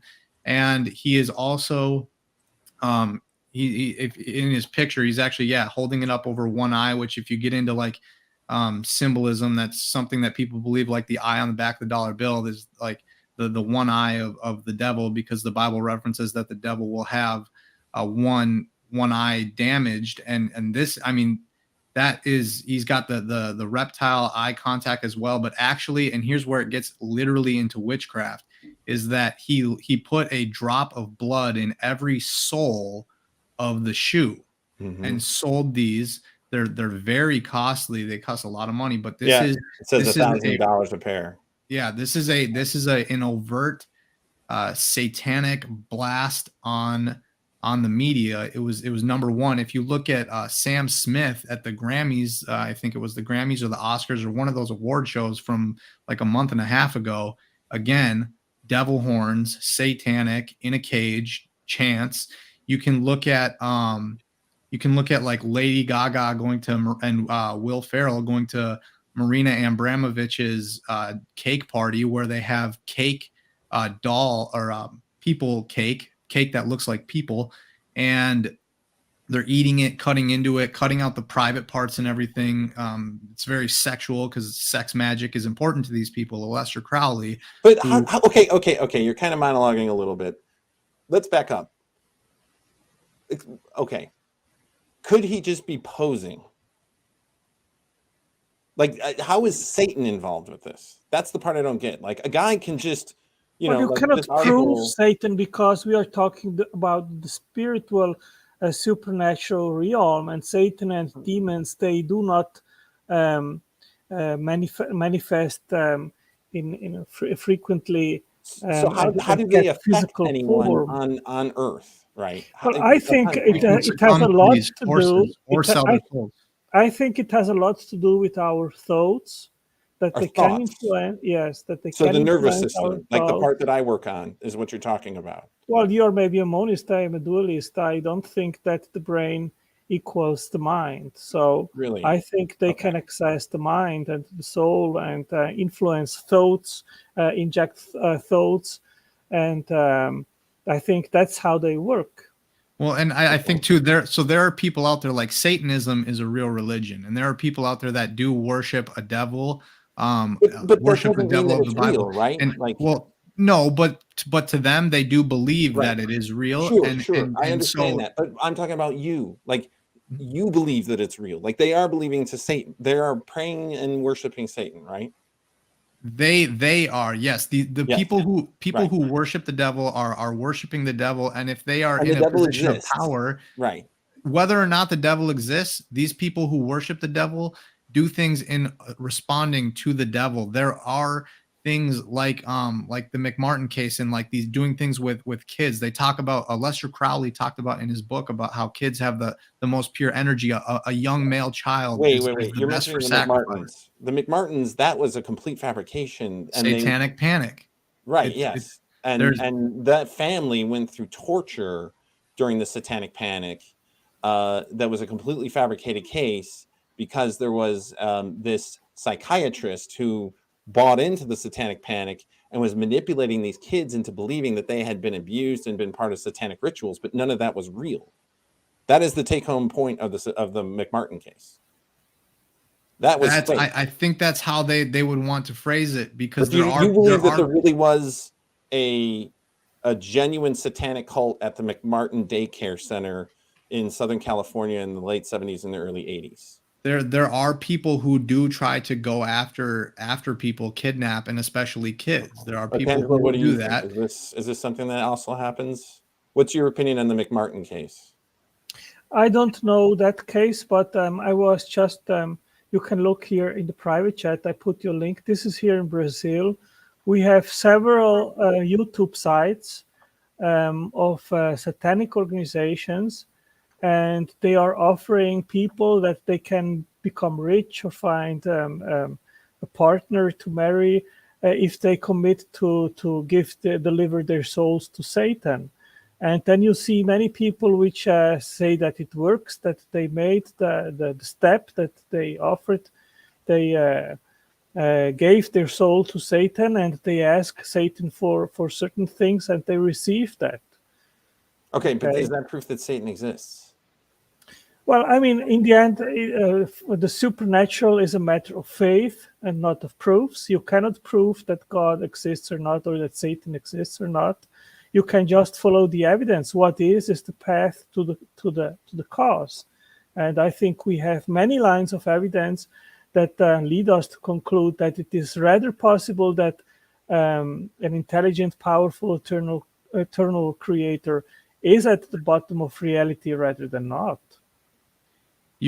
like in media, there are people who have mentioned to selling their souls and doing these things, and then that's how like you can look up that That doesn't mean it's like real. it's well, they might call it What does art, that but mean? To it's sell your soul, like literally, you had a deal with the devil, right? so some selling your soul isn't always having a deal with the devil, like Okay. signing your soul or signing your name in blood. It can be like there are people who have sold their soul by essentially if you promote like violence and nudity and vulgarity and being disrespectful, those are you're already kind of under the influence of satanic teaching, so the devil will doesn't have to mess with you. The devil does these people don't want to bring in more people than they have to, so the devil is going to let they're going to let as many people that can promote this stuff as possible be on their own, and that's why you can see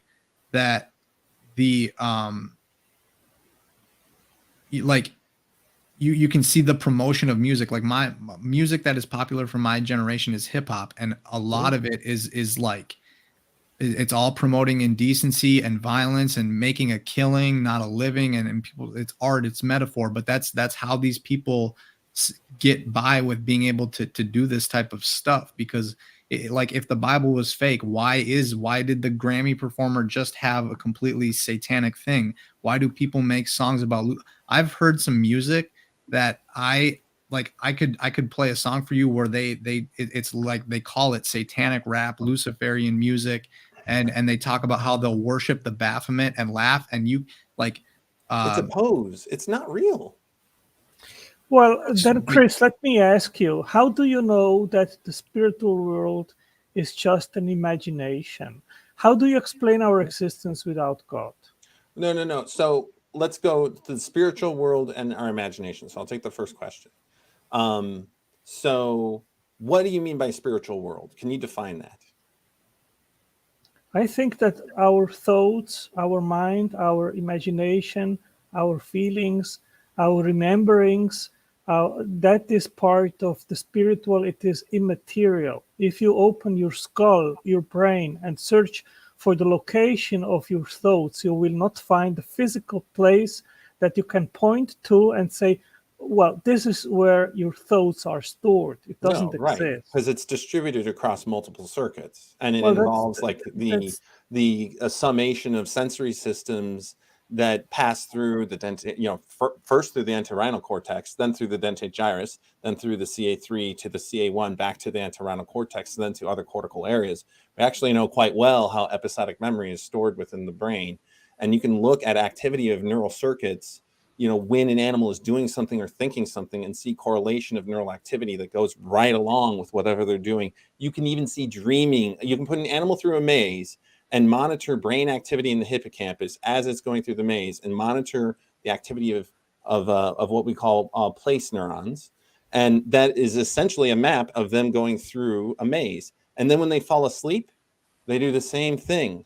They can replay the same thing. So they're dreaming about going through this maze all day. We see even in birds, they do the same thing. They will dream about song in the brain circuits that regulate singing behavior in songbirds. We know that human beings have a hippocampus, that it works exactly the same way as it does in rodents, and that, of course, it's going to do the same thing. Let me quote you here from a guy, his name is Marco Biagini. He says, science has in fact proved that all chemical, biological, and cerebral processes consist only in some successions of elementary physical processes, determined in their turn only by the laws of quantum mechanics. Such a view of biological processes does not allow to account for the existence of consciousness, which existence implies then the presence in man of an unphysical element. I really disagree with that. I think that's a bunch of nonsense. First of all, I don't even know why quantum physics enters into this issue. Like, we're talking about 86 billion neurons that exist within the brain, with literally thousands of connections between each set of neurons. So it's vastly complex in many, many ways. But we can understand underlying processes of emotion processing, logic, and reasoning. We know the areas of the brain that are involved in this. And do we have it completely solved? No, I wouldn't pretend to say that. but every single day we fill in more and more gaps. And at this point, it's utterly clear that consciousness is absolutely a manifestation of the activity of neural networks. Well, There's no other way around it. Because, okay, so first of all, let's go back, because you asked an interesting question. And I think that like one thing that we need to deal with is definition. So when you say spirit, what does that mean? Define that. How does this, when you say the spirit world interacts with our thoughts, I think I might know what you mean, but how do you define spirit? Okay, let me quote you here. Consciousness englobes the mind, qualia, intellectual activity, calculating, thinking, forming abstract ideas, imagination, introspection, cognition, memories, awareness, experiencing intentions, free volition, free creation, invention, generation of information. It classifies, recognizes, and judges behavior, good and evil. It is aware of beauty and feels sensations and emotions. Hard objects are never observed spontaneously to transform themselves into abstract ideas. To ascribe to electrons in our brain the property to generate consciousness and not to ascribe the same property to electrons moving in a bulb is in contradiction with quantum physics. Okay. Otangelo, do you believe that electrons are the core component of how neurons talk to each other? I don't know. I am not a neuroscientist like you are. It's not electrons. It's not electricity that's coursing through our brains. That's not how it works. Okay. It is, there's a change in voltage that occurs, but it has to do with ions like sodium and potassium being distributed across membranes, and then those membranes opening up that allows for the transference of that change in voltage across a membrane down to the end of the neuron to release on it, so that the synapse will then, release neurotransmitters that can then act on the neurotransmitters of the postsynaptic cell to induce a similar change in the next neuron. Well, the big problem, there's no electrons in it. It's chain that goes all the way through like an electrical circuit. So, well, the big problem. You still didn't answer my question. What does spirit mean? What is that? Well, Define it. I mean, like if I believe in trees, I could tell you what a tree is, right? I can describe its attributes. So do that for spirit. You cannot give a physical description because it is not physical. Okay.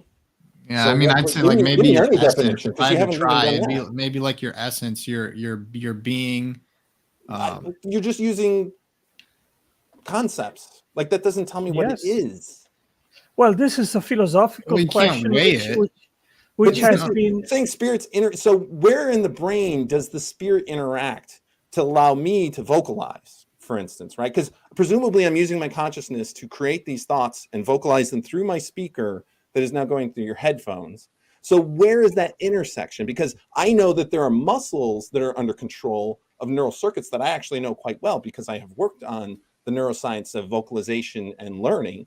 And so I'm curious, where is that intersection between, I guess, the spirit world or domain or dimension? How does it act on the neurons to then cause my brain to, like, is it Broca's area? Is it Wernicke's area? It's your free will. And it's your, like, when you want to say you're sitting in a chair and then you just think of the tree outside of, like, you choose to think of the tree outside in your yard. Okay. It's your ability, your spontaneousness, your spontaneity, your ability to we know that does create activity within the visual cortex. If you sit there and imagine something, the visual cortex will light up. Well, you are going to have physical things because it's connected. Like the spirit is connected to the mind, which is connected to the physical, the mental, the emotional. How is it connected to the mind? There is a problem which is called the hard problem of consciousness. And that means that science or philosophers, they do not have an answer to your question.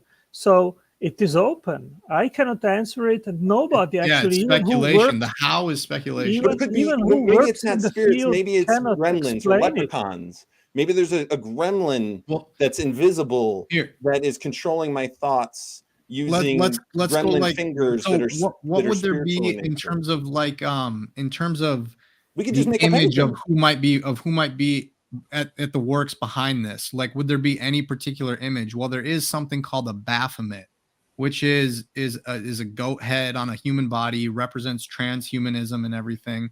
But this Baphomet is which is prominently featured oftentimes with a pentagram, which you did make a video the other day, Chris, on the Washington D.C. the layout, how it's missing one strip out of basically an upside down star, which is blatant Satanism.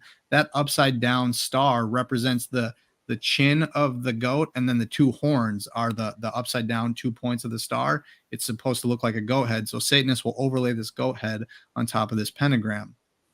Now, you will have a very big problem, Dr. Chris, when it comes to explain NDEs and the phenomena of people actually having near-death experiences. I've just linked here in the private chat. You can look it afterwards after our conversation.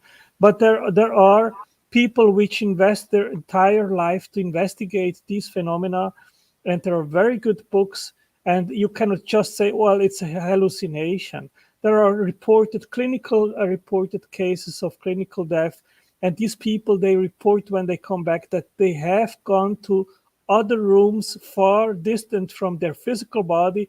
They saw objects there and they described them in details, and the medics, they have confirmed that these objects were actually in these other rooms, exactly where the patient described they were.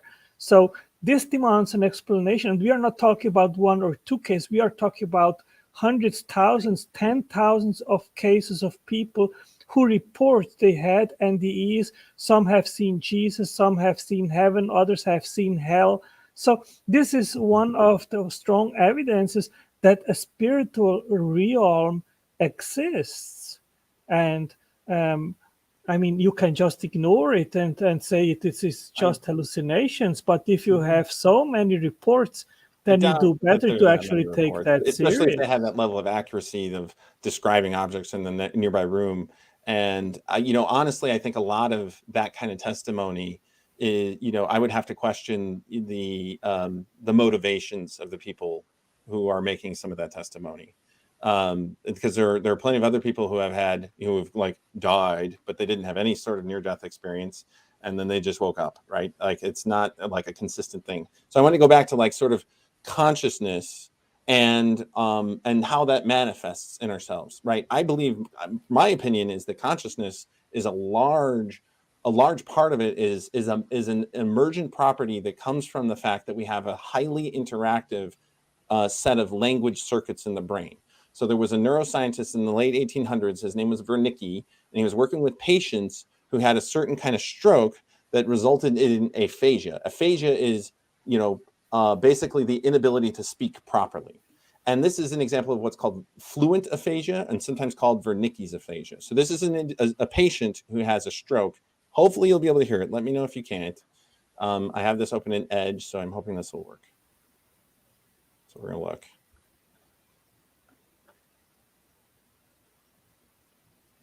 Hi, Byron. How are you? I'm happy. Are you pretty? You look good. What are you doing today? We stayed with the water over here at the moment, talk with the people, with them over there. They're diving for them at the moment. But they'll save in the moment. He'll have water very soon for him. With luck for him. So we're on a cruise and we're about to We get to will sort it right here, and they'll save their hands right there for them. And what were we just doing with the iPad? Right at the moment, they don't show a darn thing. With the iPad that we were doing. Like here? I'd like my change for me and change hands for me. With Happy. I would talk with Donna sometimes. We're out with them. Other people are working with them. I'm very happy with them. Good. This girl was fairly good and happy. And I play golf and hit other trees. We play out with the hands.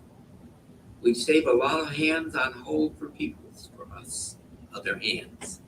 What you get, but I talk with a lot of hand for him. Sometime. I talk of any more to say. All right. Thank you very much. Thank you very much. I appreciate it. And I hope the world lasts for you. Thank you. It's been a pleasure. Bye-bye. Have a good day.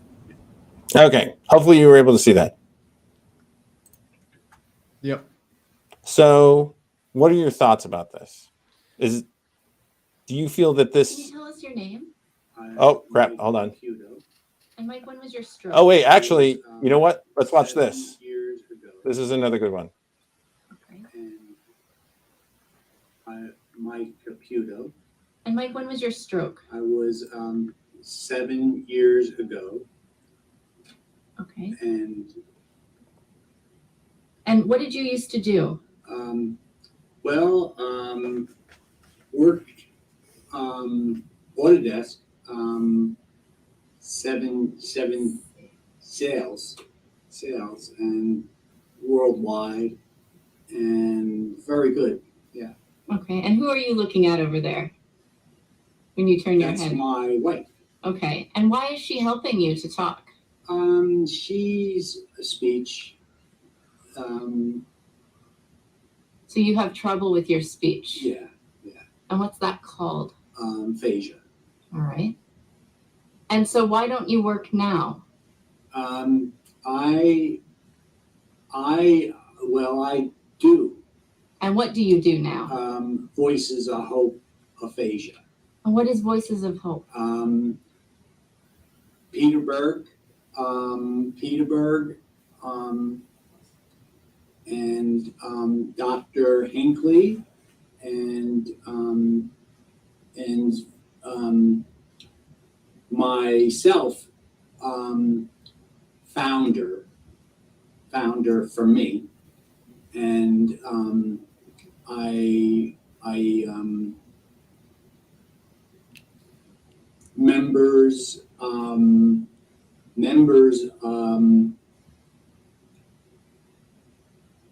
the members, probably 60 people. So 60 people are part of Voices of Hope, Yes. which is an aphasia support group Yes. that you founded. Yes. And Dr. Jackie Hinckley is part of that. Yes. Okay, great. It's not a support group. No, It's programs. It's Okay. Thoughts? Did you notice differences between those two guys? Yeah. What did you see? Well, one was a little bit more all over the place. The second It's guy called was fluid aphasia. It's sometimes called word salad. The first guy, yep, and then just yeah, kind of then- talking. And the Mhm. second guy, though, what? and then he was able to kind of stay on track a little bit more, but he also had his wife there to help guide him, kind of Because he couldn't through really his form thoughts. the words and string sentences together very well. Mhm. So I make the for Nick, analogy. go I ahead. make the analogy when someone plays a piano, you have the piano and you have the pianist. If you destroy or damage the piano, then the pianist, he is 100%, but the piano is damaged, so it will not be able to play the piano 100%. And I think that's the same in regards of the brain. You damage the brain, then the soul obviously cannot use it compared to a normal brain to operate. So 'Cause one of it's the things, all connected. Like spiritual goes down to your emotion, goes down to your mental, goes down to your physical. So if you have a damage somewhere in that line, okay, yeah, the emotional. So you're talking specifically the amygdala? Because the amygdala is a core emotional center of the brain, or you mean more like the medial prefrontal cortex, or as far as the brain's specific very region, modular. like the regions that you describe would be like the physical manifestation of where the emotion is physically resonating would be those regions. this is a great point that Mariana brings up. So the pianist, interesting analogy. The pianist has to physically interact with the piano, right, in order to actually make music. Because we're in a physical world. Right. And our brains are physical. You would agree with that, right? Yeah. So how does a spirit pianist play a physical brain piano? Yeah, it's a mystery. We don't A mystery. know. Okay. Yeah, we don't know. We don't. I don't find that I being mean, particularly compelling. And the other thing is, like, about these two cases, part of the reason why I showed these two cases is that one guy clearly has some understanding of what's going on. He can comprehend what's being told to him. he's having a difficult time forming the words because he has damage specifically in Broca's area, which is another neuroscientist who discovered this area working with stroke patients, that seems to be really, really critical for being able to put words together in the proper way.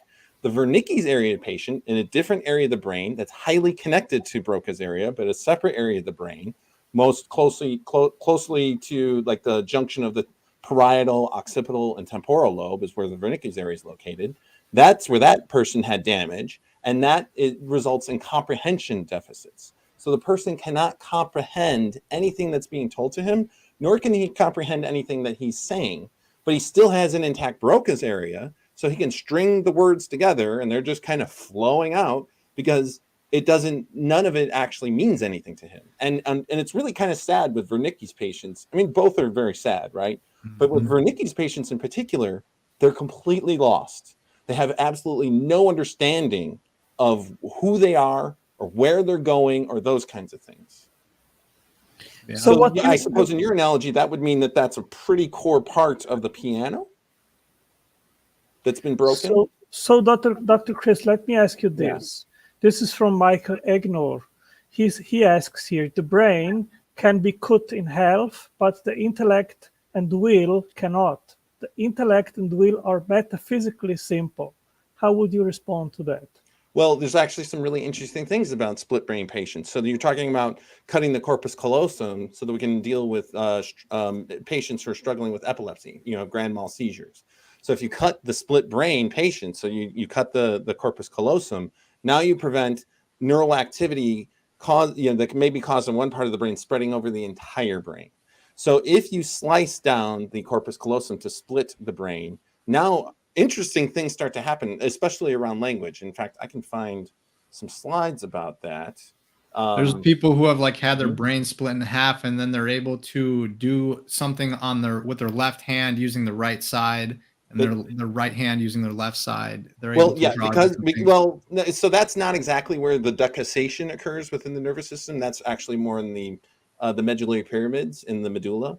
That's where that split occurs that allows for the right brain to control the left side and the left brain to control the right side. The corpus callosum is a series of axons that are in the dorsal portion of the brain, and it's more about cortical interconnectivity. So having one part of the cortex talk to the other part of the cortex, and there's distinct processing that happens in either side of the brain. And around language, there's some really interesting lateralization that we see in the brain. Not much of the brain is very lateralized, meaning one side of the brain does one thing and the other side does another thing.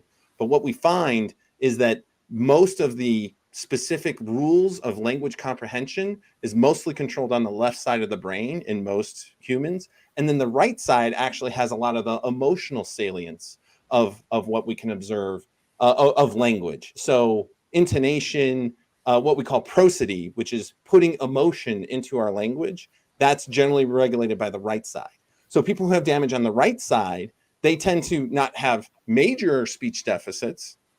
They can comprehend, they can form words, but it turns out they lack the ability to have much emotion in their language, and they have and they speak in a very, very monotone way. But I suppose that must be another part of the piano, right?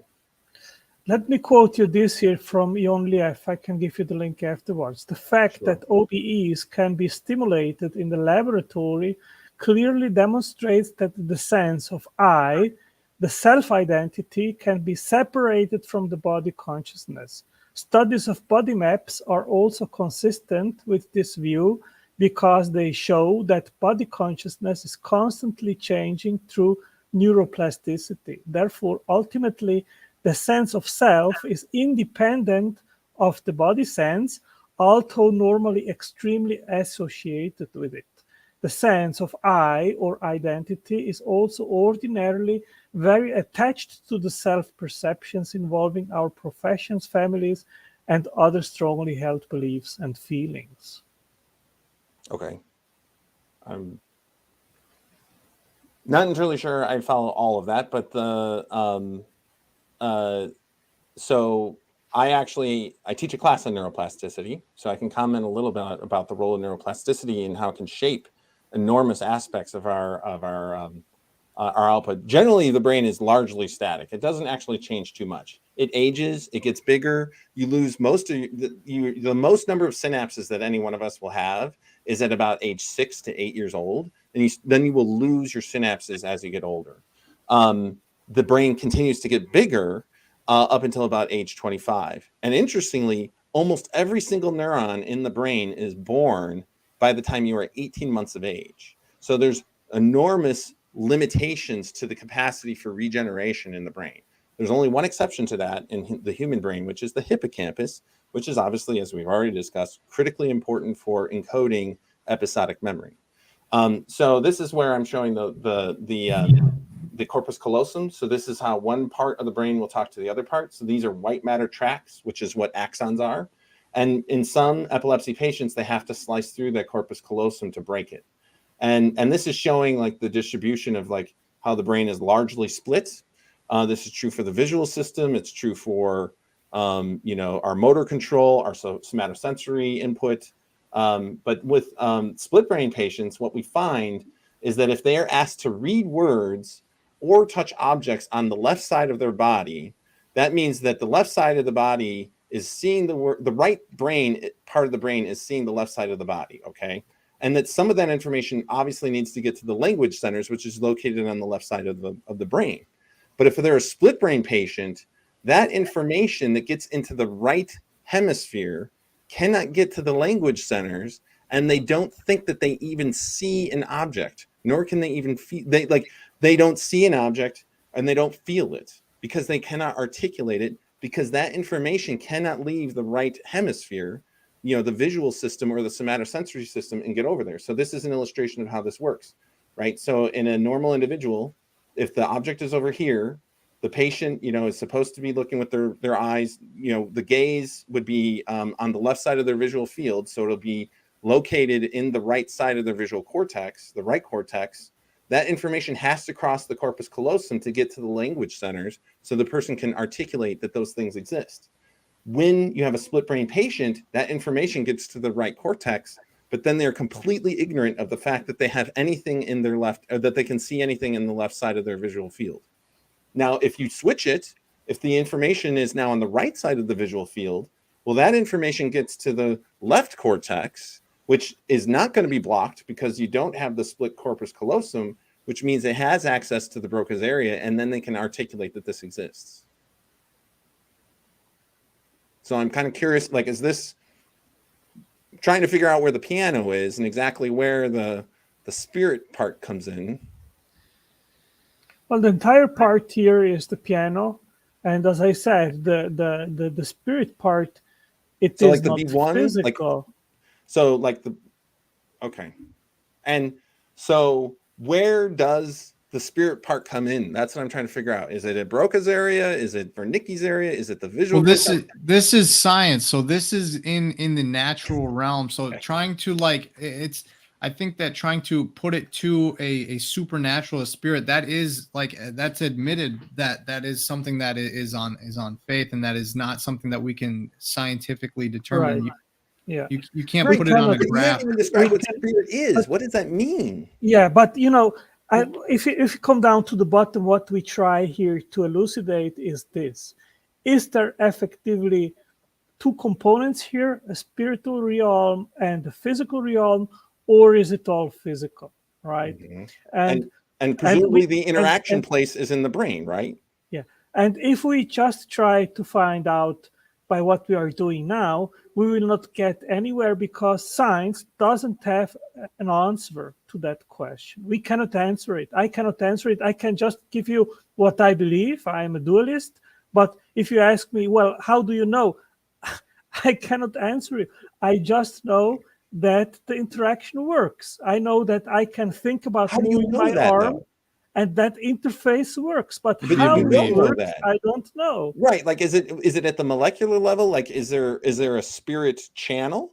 Like, is it a particular receptor? Like, for instance, in the brain, we have neurotransmitters. I don't think it would have a neuron receptor. Releases a chemical, and then it acts on the neurotransmitter receptor to induce change in brain activity. I'm wondering where in the chain of how we know neurons work is where the spirit comes in to manipulate the activity to then allow shaping, right? Because presumably you think that, like, it's my spirit that's causing me to talk to you. right now. I presume that you guys believe that.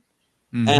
And but I'm using my larynx to produce the vocalizations that I'm doing, which involves the activation of muscles in my larynx to control the vocal cords, as well as the muscles that control my respiration to force It's the air all out of my physical lungs. expression. Yes, and we know how the nervous system works for that. And then we Yeah. also are learning an awful lot about the language centers that are involved. Like the fact that I can string a number of words together so that it's comprehensible involves the fact that I have a working Broca's area and a working Wernicke's area. I And if you actually damage had one a or the debate. other, now it makes it almost impossible for that to occur. I had Those are actually the physical regions that allow us to make that interpretation. Right. So where does the spirit fit in? That's what I want to know. Yeah. You know, I had a debate on MDT about evolution, and my initial presentation was in regards of the interdependence of the speech, of human speech. And that was my argument to refute the claim that we have a common ancestor with apes. And my argument was that, yeah, this is something which you cannot explain. You don't have the answers, right? This is a book that's nearly 600 pages long and has nearly 100 pages of references on the evolution of language, which is actually part of what I worked on my PhD on. Well, I will give you the link in regards to read this book. This is a super interesting book. Tecumseh Fitch, he's a relatively famous scientist at the University of Vienna. I encourage you. He's got really great lectures. You can even go online and look at some of the lectures that he's written about the evolution of language. Okay, my argument. Scientist, a neuroscientist. Okay, my argument was this: that human speech and communication depend on 9 principal factors that work in an interdependent fashion, which is 1, consciousness and memory; 2, a language; 3, the entire system and mechanics of human voice production and control; 4, the lungs serve as bellows, providing the source of acoustic energy for speech production; 5, the nervous system links the mouth, face muscles, ears, lungs, and the vibratory and resonating system to the brain; 6, the brain to receive the signals from the ear for speech interpretation and speech control, and coordinate all organs involved in speech; 7,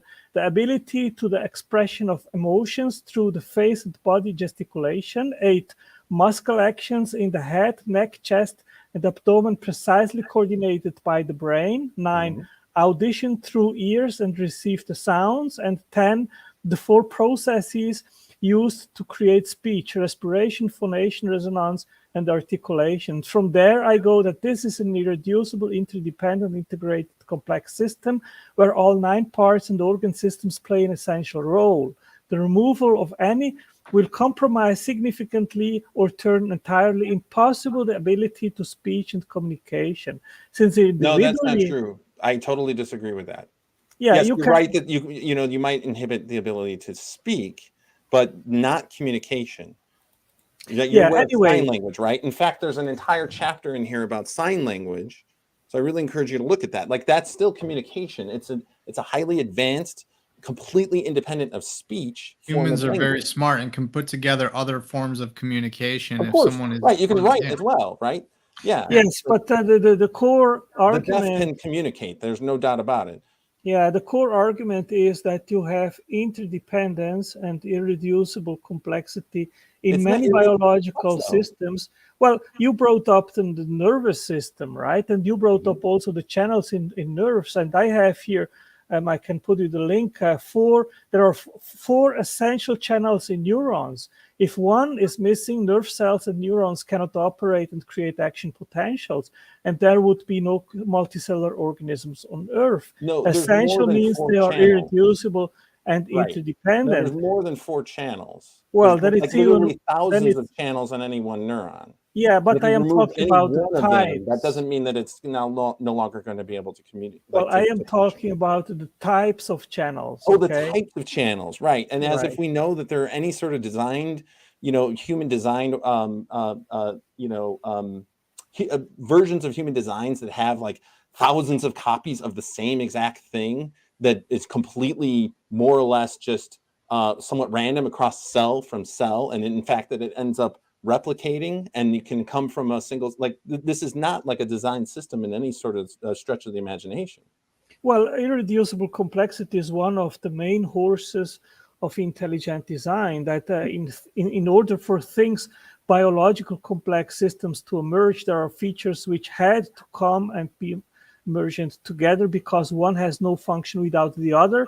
And if there would be no reason, neither by evolution or by chemical evolution or natural processes, to come up with complex molecules which by themselves would have no function unless they are integrated in a higher order system, like in a machine where you have just one part which has no function on its own, but when it's integrated in the machine complex, then it works like a piston. A piston on itself has no function, but integrated in the engine, it has a function. So you need foresight to see what it has to do in the system, and then you can project and make it. And evolution, of course, has no foresight. Right. So I'm Hey, kind of Chris. curious. So if we take like, no, hold on. So if we take the intelligent design argument down to its core roots, right? So like a lot of this is based on our understanding of human design, right? We know that there are these irreducibly designed, for instance, a car, a calculator, a computer, very complex systems. You take any one thing out of it, it fails to work properly, right? Yes. So, but the other thing that's really interesting about like most things is that you can look for other evidence of design, right? Like for instance, if I look at the back of my phone and it says made in China, that tells me a little bit about where it was made. It also says Samsung, so I also know who made it. And if we look at human design, there's cross purposes. For instance, if you look at like, no one would argue that military hardware is not designed, right? I would agree that those are designed objects and that they're largely irreducibly complex. The point of military hardware is that we get what we would call a co-evolution process of having to outcompete each other.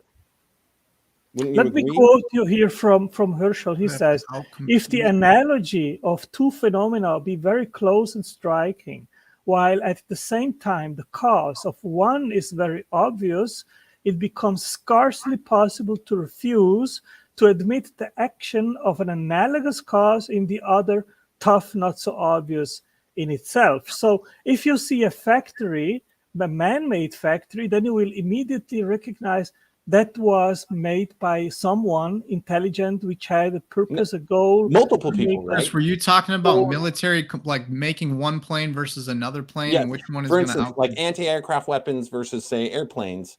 And then the airplane might respond with the fact that they may have jamming software or jamming devices to inhibit the ability of the anti-aircraft munitions to actually hit it, right? So we have a competitive process of designers working against each other. But there's an intelligence guiding. Yeah, there's and absolutely there's intelligence guiding that. So let's take the analogy to the natural world, right? Right. That is the big. Hold on, Antangelo. Let me finish my point. What we see in the natural world is this kind of level of competition on almost every single level. It is nature in tooth and claw, as Darwin said. Wouldn't you agree that we have, a competition of predator and prey, and predators attacking prey? That it is brutal in the way that it is designed, and therefore, it's a life or death competition. Right? Exactly. This must mean that there are multiple designers. There would be one. There was one designer who, when the fall happened and things had to compete against. Clearly, these are competing platforms. Like if I look at Russia's hardware and America's hardware, they're competing. The animals are competing. Right. But they're competing against each other. They had one designer, but once the fall happened, now these animals are How do you know that? We don't know really. It is an inference to the best explanation. Yes, and we know that there are multiple designers. Like humans, there are many different kinds of humans that come up with really interesting designs, and that they are competitive. But they're all human. They're all human that make the design. So and if you want to take the same analogy to nature, it must mean that there are multiple designers. Chris, the key question is not if there are multiple designers. The key question is you have two competing hypotheses. One is that intelligence was involved in creating the complexity in the physical world, the physical complexity, atoms, and so forth, and then the biological world, chemistry and biology, or there was no intelligence involved. And we don't have empirical evidence. We don't know because we don't have a time machine to go back to see what actually happened.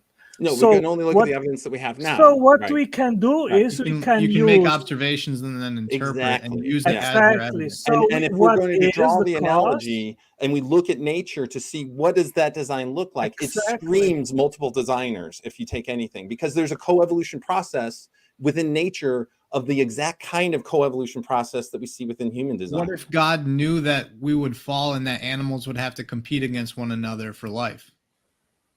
And so so God designed the animals. And I also I'm curious about this because, as you guys know, we're talking about specific kinds. At this point, like there were kinds that were on the ark. I believe, Otangelo, you believe that, right? You're a young Earth creationist. I have actually a friend on Facebook. His name is Philip Williams, and he has been on Mount Ararat. I can give you the links. He has been in the ark on Mount Ararat. He has filmed it. Okay. And I think there is physical empirical evidence for the ark on Mount Ararat. On Mount Ararat. Okay. But the point is, like, there were kinds on the ark. Now, how do you define kinds, Otangelo? Science doesn't have a clear answer to that question. Okay. Well, what's your definition? I species? cannot.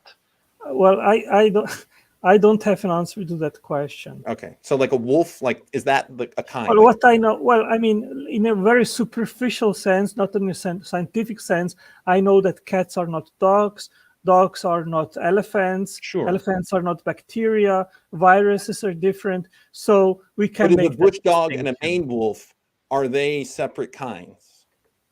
Well, Is a gray fox and a red fox separate kinds? Because they can't interbreed. I mean, I believe in evolution, in speciation, so I have no problem that they cannot interbreed. I think they have a common ancestor, and a certain moment in time they split, and then they were unable to interbreed, Once but you they get have a too common far in a gene ancestor. pool, you lose your ability to reproduce with the other side of they're in the same Right. pool. And that actually okay, so I'm going to have to come back to that point. But what I'm trying to figure out is, like, what are we talking about when we talk about kinds? Because the Bible talks about kinds multiple times, and it talks about kinds being on the ark.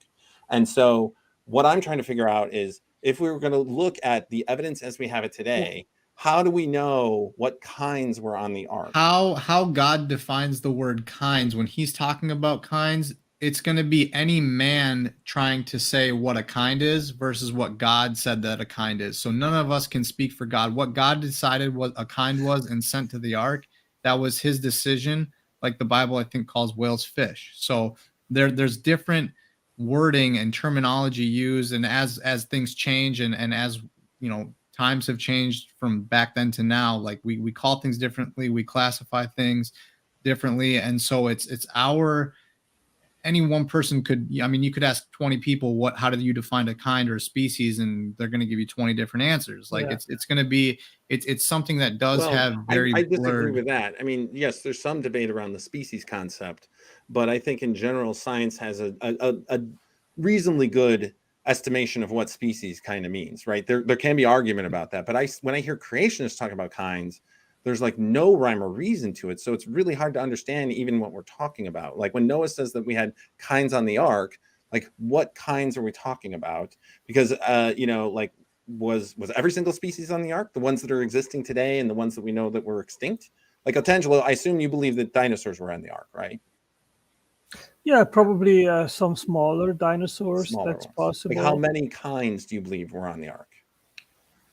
Well, there are some calculations, estimations. People say there are probably 20,000 animals. I don't know if these are kinds or the number of animals. No, there's a lot like more that. animals than that. I mean, you're talking about individual species. Amongst the birds alone, there's nearly 10,000 different species of birds. And amongst reptiles, there's at least 12,000 different species of reptiles. Amongst the amphibians, we're talking about at least 6,000 different species. And amongst mammals, we're talking about 4,500 different species of mammals. So yeah, I cannot give you precise be numbers. extrapolated back into one common, parent population of that species, like of birds, for example. How many you could go back? Because like seeing different finches with different beaks is those are all different species, but you could probably trace them back to a common finch, and you could probably maybe trace another bird or two in there as well. So Sure. it is something that. But that's what I'm curious about, because if these are specially created kinds, right? Like, so I know birds quite well because that's actually what I worked on for my my PhD. So I'm kind of glad you brought that up. So are we talking within songbirds? Let's just talk songbirds alone. There's more different species of songbirds than all of the mammals combined.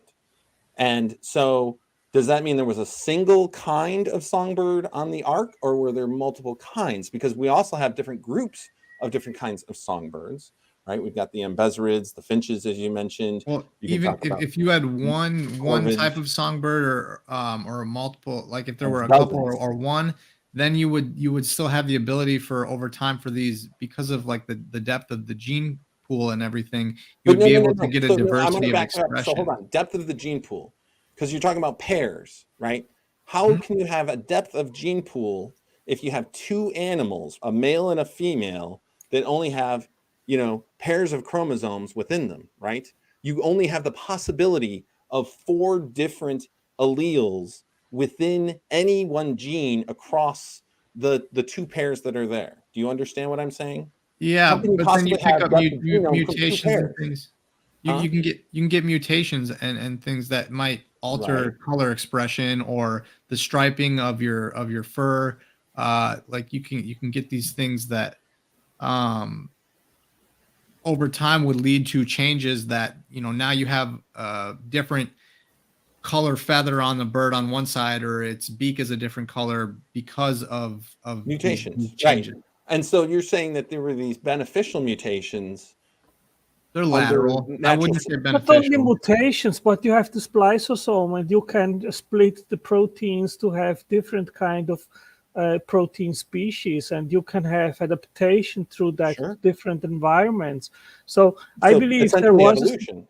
Yeah, I mean, I don't deny evolution. What I question, the timing doesn't work properly, right? Because we know mutation rate doesn't it cannot possibly account for, say, like a single songbird kind that would allow for the divergence of vast arrays. If you assume gradualistic or uniform. Well, you know, first of all, evolution is also a pre-programmed process.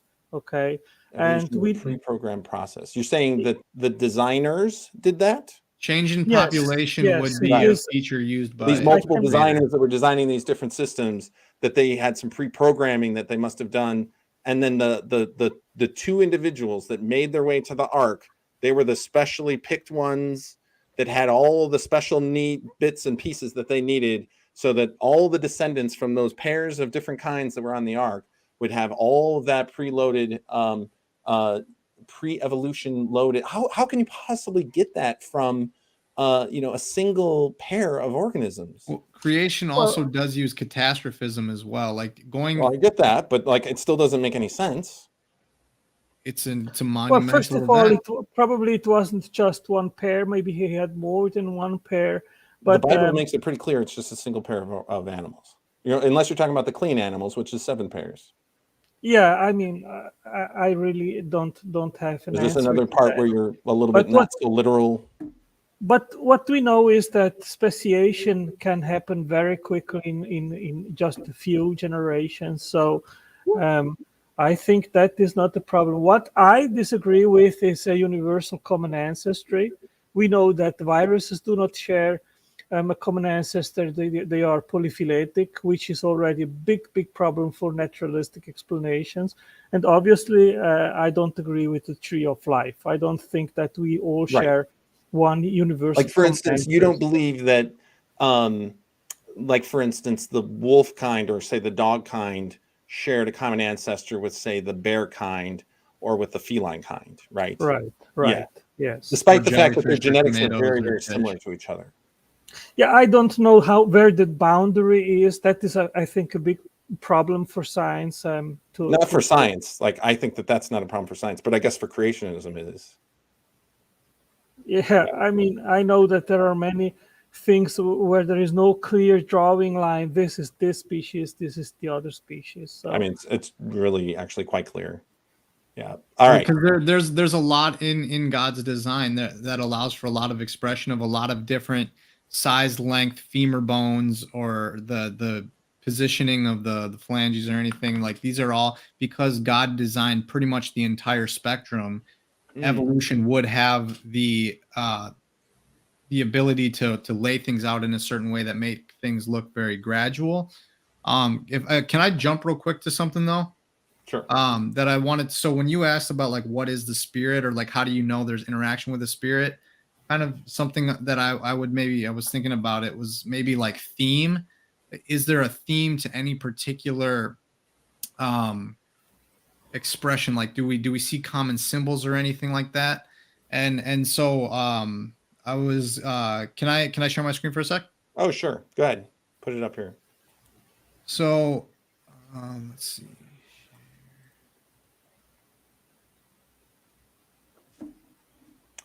Okay. I got it. You got it? Okay. So if I go to like what in terms of like they, you know how you like if you ever listen to conspiracists, they'll say they and like the Illuminati and everything. And so like and I've talked about like the military before about how they have been willing to attack their own people and do things like release nerve agents on serving military members, release bacteria on the city of San Francisco without asking the people. So you do get these people. This is the pentagram here, and this is Anton LaVey, who is a founder of the Church of Satan. Yeah. And so these are, and that's a high-ranking military member as well. But then you get into like here, this is the Balfour Declaration too, where the Rothschilds were promised that they would get the land of Israel. And so you do get though, as far as. Can you email me that? I haven't seen that before. Yes, I will. Yeah, you can do it after, obviously. Okay. So this is the Baphomet, and this is referenced a lot by these people. And so this is the goat with the pentagram, children next to this thing with the snake caduceus as well, and then that's like another depiction of it. So I'll just kind of scroll through these here. This is the Beatles album where they actually have Aleister Crowley in the back of their album, in the back row here, probably signifying that he was influential to them. I also see, is that a monkey in the background too? In the upper right, I can't tell. Upper right. Oh, Laurel and Hardy are in there too. Yeah, no, well, there's quite a few people here, but this, putting this guy on here, and I will. So the Beatles are a well-known band, and so if let me see, actually here too, this is Bob Dylan with Crystal Magic with the CK, so that gets into a little bit of like the sex magic and everything. You have the caduceus here. You have, and I'll just kind of go through this stuff a little quickly, but this is like Buzz Aldrin being a Mason, Bush and Carey being both members of Secret Society, Skull and Bones. And so you get down to, let's see, actually, this is not the logo, but this is actually how they try to like having the Nazis or whatever. They're a controlled opposition to create the right divide so that they can conquer. It's a military motto, is divide and conquer. But if you look at like the dollar bill, and I'll just leave this up here for it, but if you look at this logo on the dollar bill, if you draw a star, a six-pointed star over this pyramid and make this shape here with the pyramids, you'll actually point to words that spell out Mason, and then this, and then you have David. Yeah. But and it's part of like the. How is that not anti-Semitic? It's a tying in between there is, and they're not, I'm not bashing or saying anything about Jews or like the people that are Jews. There is though a synagogue of people that guise themselves as Jews. Maybe if you distinguish Jews and Jewish people that are blending in, but it's not everyone. It's a small group of people, just like the Westboro Baptist Church is a small group, but it's a tie-in of this synagogue of Satan Jesuits of the Vatican, like Georges Lemaitre was the one how we got the Big Bang, and then you have Masons who set the country up, and you have like Aleister Crowley getting promoted in places as well. Let's see, the dollar bill. This goes with Bohemian Grove. There's a lot of symbols on this dollar, but there's an owl right here, which Bohemian Grove is where like a lot of the Republican side, the power of the Republicans go to, get together and talk about what they are going to do. And then let's see, you get a promotion of wickedness in society. And so like this person here has a skull, which is death, 666, a grim reaper, death, bleeding skull, a pentagram, fangs, and knife. And that was just promoted on Snapchat. And let's see. All right, where are you going with this, Nathan? So I'm just trying to get to with the globe and everything, with the theme of the Baphomet and the numbers of the 666 of the globe being all over the place. You have these 666s, you have these secret societies that are getting together. Here you have Jay-Z again with Aleister Crowley. This is his saying, "Do what thou wilt." And so you have these people that are all on the same side. And then this is what it gets to here is Manly P. Hall. This guy was a Mason who said, if you follow the light and everything, you're going to get the seething energies of Lucifer, who is a biblical character. And so these are the people, these Masons set up our country. They know how, the light that they're seeking is Lucifer. Here you have Jay-Z with Marina Abramovich, and she's actually in control. If you look at like a dance, like she's in control of him. This dude is a mega star, and this witch who is performance artist is the one who takes pictures with the goat and looks kind of creepy if I gave my opinion on it. Here she is with a snake. She's performing at a Rothschild party or at a Rothschild event. Here you have Will Ferrell, another celebrity who is at a cake party of Marina Abramovich, where they are eating cake-shaped people. And so like these are themes that are common, and the serpent with the NASA tongue and everything. If I can interject here, you were trying to get back to like consciousness, I think. I was just talking about like the spirit and the theme. And so what is the spirit of these people who have influence and everything? So like here you have the Rothschilds. This is at their party where they have this goat with wearing a goofy hat. You have, what's that? They're wearing a goofy hat. Yeah, well, antlers, I mean, I'm sure, and like having, dismembered baby doll parts on your table. I don't host parties like that personally. And then, but yeah, you have like, they wear these weird masks and bird cages and everything. And so this is a theme that you get with these, certain people that are in these positions. I think I had, and then here it is again, and Will Ferrell. And actually in this skit where you have like, Will Ferrell with these antlers in white with some big book, this dude with blood and dirt on him and everything, these people in the back with these masks looking, a little creepy. In this skit, he actually says, "This is not art." And Marina Abramovich calls her stuff art as well. Actually, this is a card game I used to play.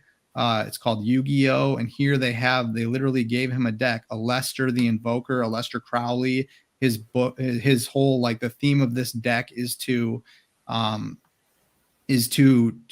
these, it involves like the Book of the Law. Here again in Yu-Gi-Oh! You have, which is a really popular card game, especially marketed towards kids, but you had this deck called the Quilthops, and then you have these names that they gave them, and there's Satan, Beelzebub, Lucifuge, Baal, and Lilith, and all of these things. And so you have tremendous satanic influence over the throughout and interwoven throughout our media, throughout our culture. You have Sam Smith, who was in the Grammy. But like you have these, it's so continuous. you got a couple of pictures of Will Smith, and you're saying Not there's Will satanic- Smith. Sorry, Will or Ferrell. sorry, Will Ferrell. Yes, right.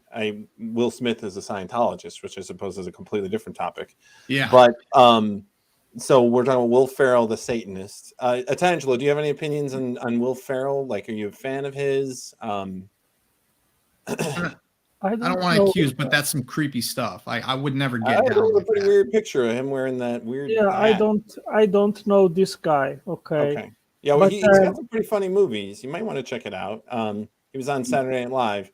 But you're saying, so how does Satan influence Will Smith? That's I'm kind of curious. Now, is that in? You're saying Will Smith, the black guy? Or sorry, I'm sorry, Will Ferrell, the guy with the white. I'm sorry. white I'm still cloak thinking on. of the. I'm still Yeah. traumatized by the Oscars. Okay. Yeah. From over a year ago. Yeah, he Yeah. did slap that. Mm-hmm. Yeah, Chris Rock. Yeah. I, You know, the crazy upon him. Chris, the thing is, I, as a Christian, when I see these things, I can categorize them because they are part of the Christian worldview, and I can make Will sense Ferrell of. wearing the hat as part of the Christian. No, I am saying about Satanism in a more general sense, because there are many different kind of expressions of Satanism. There are organizations that promote Satanism, as pitched it. Exposed now. There is the entire Illuminati thing. But do you believe Satan is like a being? Well, it is a spiritual. It is fallen angel. He exists Fallen in angel. in And where does Satan exist? He exists in as much as the entire spiritual realm in a different dimension. Yeah, I think in a spiritual realm is where these fallen angels. We cannot We cannot say. And this is like immaterial. It doesn't. It's not part of our physical universe. So if we were to use the James Webb Telescope, we wouldn't. Yeah, it is not here. There, it's not something that is part of the physical realm. So how does Satan influence Will Ferrell? Was that well, part as of I Hangover? said, I think was that why Hangover 3 was what it was like? I think that everything is a battle of the mind. Okay. Of what you believe. Jesus said, "I am the way, the truth, and life. Nobody comes to the Father than through me." And then there is Satan, which distracts from Jesus and brings in all kind of theological systems which are contrary to what Christ said he is. You have Muslims which believe that Jesus didn't die on the cross. You have so many different religions which deny Jesus' divinity and so forth. So I think it is a spiritual battle, and that is what we are fighting for. And I think that the Christian worldview makes sense because there are so many things which you can explain if you believe that there is a spiritual realm, that there is at the grounding of all reality an eternal, powerful, super intelligent being which created everything and which holds everything together. On the contrast, if you take a naturalism and atheism, then you will, in the end, have to stick with agnosticism or nihilism and put up the hands in the air and say, well, I don't know. And I think we have enough talking points to say, well, I have warranted belief to say, I know, I believe that Christ is the one who he said to be. He did resurrect. Tomorrow is resurrect. It's a Good Friday where he died on the cross. And on Sunday that he resurrected, we have the Shroud of Turin, which I promote a lot on my YouTube channel, The God Talk, and the entire science behind the carbonating for the Shroud of Turin, right? Didn't carbonating show that it was very specifically at 1300 AD? Well, no, because first of all, they did date a piece on the cloth which was on the corner, which was fixed, and they did date a part which is younger, probably from the 16th century. So they mixed the original cloth with the fixed part, and that gave them a wrong dating. And they said that the oldest is 1260, but we have the prayer manuscript from 1192. We have coins which are very similar to the face on the shroud. We have the Pantocrator, which is an image from the 6th century. We have actual reports of the shroud in the first 13th century, before the 13th century. And we have the image itself, which is not a painting, it's not a chemical process. Science doesn't know how it was done. And all the signs on the shroud, they are parallel they are matching with the reports in the Gospels. So that is very powerful evidence that it is the burial cloth of Jesus. And if Jesus, I could tack on to what he would was saying about the spiritual warfare, just for trying to keep it in context and trying to what we're talking about. If the Bible is literal and the things in it are as they are, we are dealing with entities who are fallen, who are angels, who the Bible says were made like above man, like they're smarter than us, stronger than us. So we're dealing with some people who are very ancient, very smart, very cunning, very organized. These people have been working a long time to set things in place so that now we can have a manifestation of their sort of evils and what they do. And people don't bat an eye. Like you can see somebody, get shot, and it's like, I saw that in a movie or whatever. We don't have like that sadness, like watching those people who suffered a stroke. That's so sad because that's somebody's family. Right. And that is something that is like, Chris, good on you for the more we know about the brain, so we can try to help people. Absolutely. That work is heroic. It's really heroic to do that. And so we are in a battle where it's these things are slowly working out. It's like, oh, I saw this on the Grammys, but whatever. I saw this music video, but it's it's just fun and stuff. But it also, then you go watch a horror movie and you watch someone get stabbed 30 times and you're like, I wasn't scared. It didn't bother me at all. And that's part of the attempt to try to decay what man was and how we were. And now we're becoming almost infatuated with death as a society. And these people have set this stuff in place. Like, I don't think it's a coincidence that the globe has a 66.6 degree tilt, 6.666 feet of curve per mile, moving around the sun at 66,600 miles an hour. And if you really get into the spirituality of orbit is continuous falling, the sun is a heat source like hell. And so it's like a bottomless pit of hell. We're going 66,600 miles around. And so I think that these things are reverse engineered. Evolution is hold on before we go on.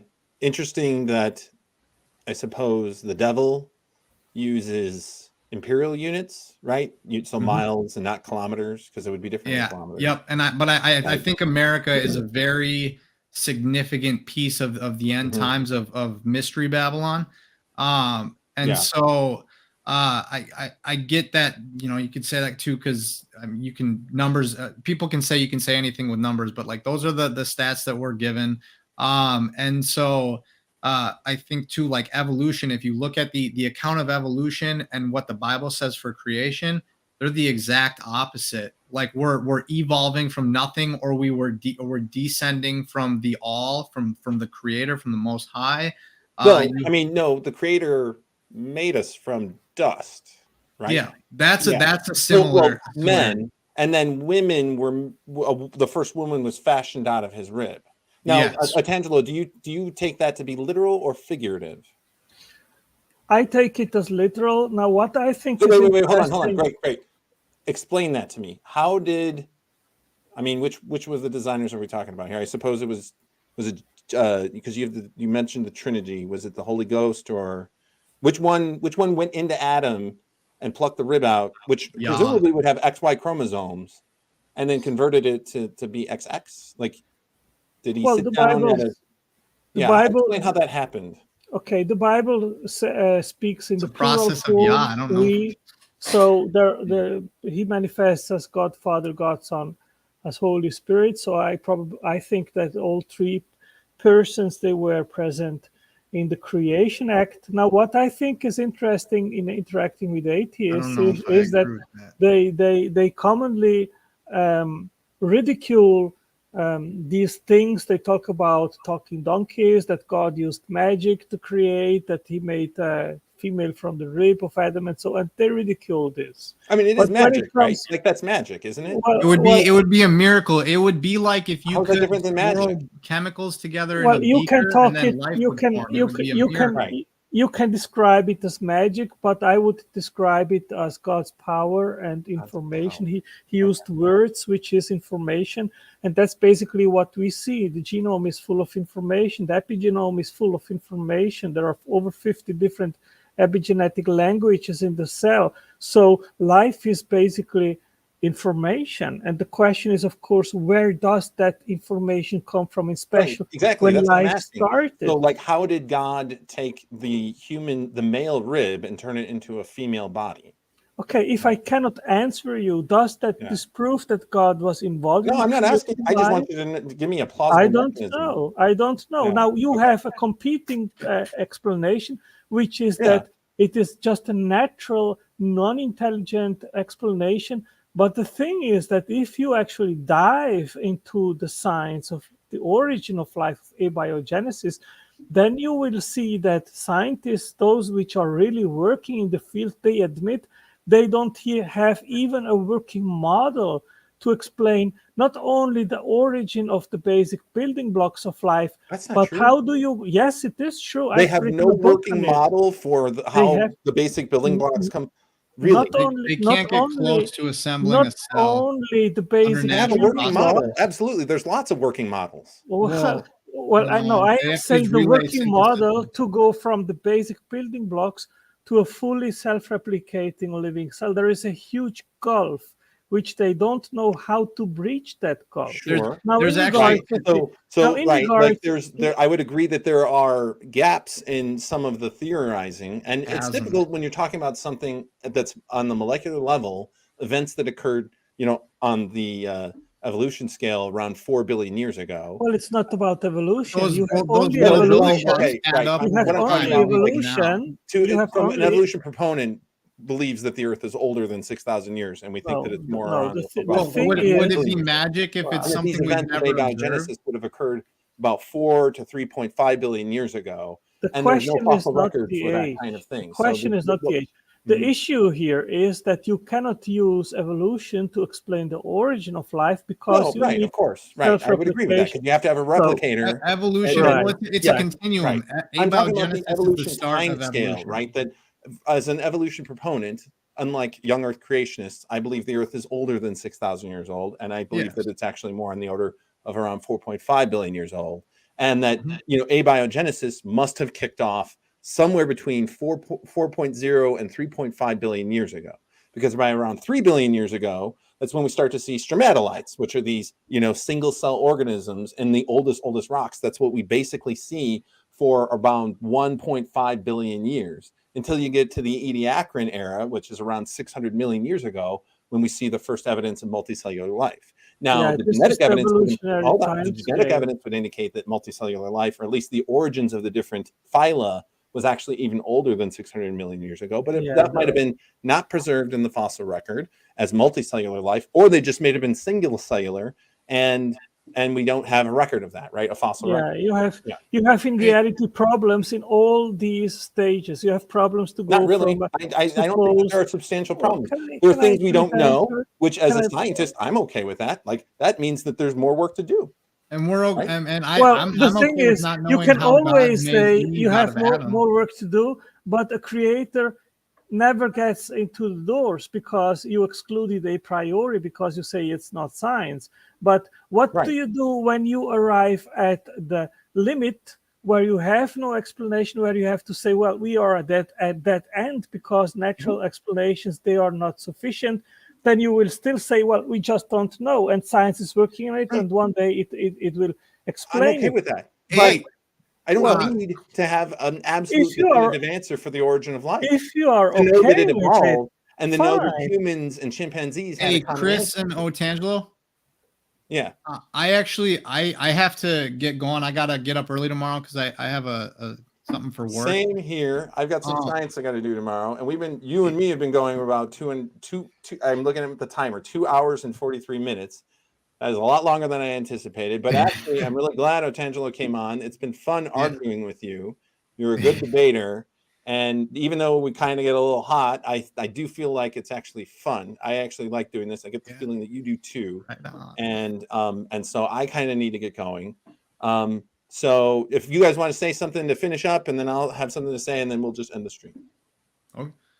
I'll just if I could just real quick. So Sure. I'll just say I do think, like, in terms of like the Bible and evolution, there are several instances where there are oppositions. Evolution says it happened this way, whereas the Bible says it was the complete opposite. There are some things that are similar, like dirt becoming man.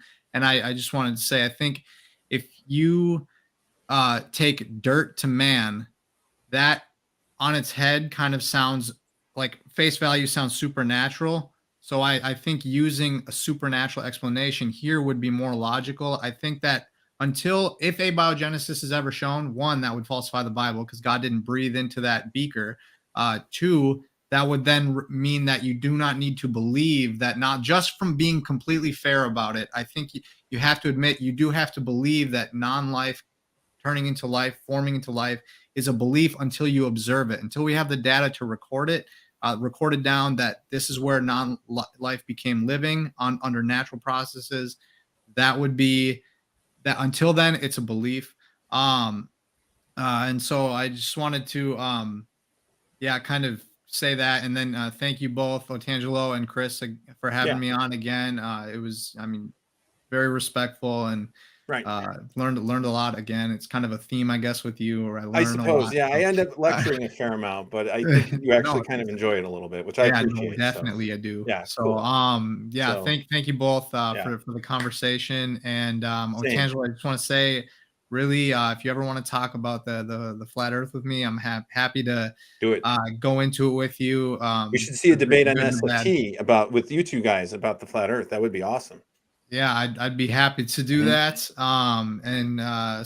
I mean, we know, and to any atheists out there or agnostics, if the Bible is or isn't true, Jesus Christ gave you a free gift. If you're right about your atheism, okay, but if you're wrong, then it's a free gift and really why I think it's important is Jesus taught us to have unconditional love for one another, to care about one another, mercy, grace, forgiveness, and those things I think lack in this world. And I think if we had those things, if we could communicate, even when people disagree, like we don't all agree on everything, no two people do, but we are able to talk. I think our world leaders should be able to do that as well.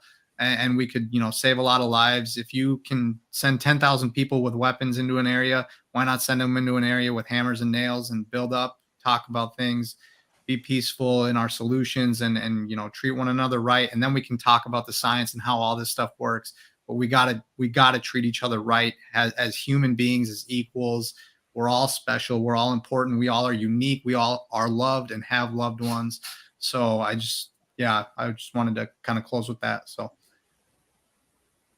thank you very much for the time. And I'll catch the end of this, but I'm gonna dip out. Otangelo, do you want to say anything? Yeah, I'm just wondering. I asked in the beginning if you are an atheist or a Christian. No, I asked both of you, and I understood that both are atheists. And no, Christian. Yeah. Christian, right? Yeah, right. I mean, I'm an atheist. Myself. But yes. So I just wanted, I've enjoyed this dialogue. This has been a lot of fun. You guys are pretty passionate. It's 2-on-1, but that's okay. I like it. Maybe we could have more in here next time. That'd be okay. Yeah, maybe I would want to even it up a little bit. But this, just to echo your points, Nathan. I'm not gonna go and argue against you right at the end. Like about love and care for your fellow human being. Like I absolutely 100% agree upon that. And that's the most important thing. And that I believe that well-being of humanity is one of the core aspects of being human, and that we can work together to make the world a better place. Yep. Yeah. Absolutely. Yeah. So I think that's a great way to end. We agree on that.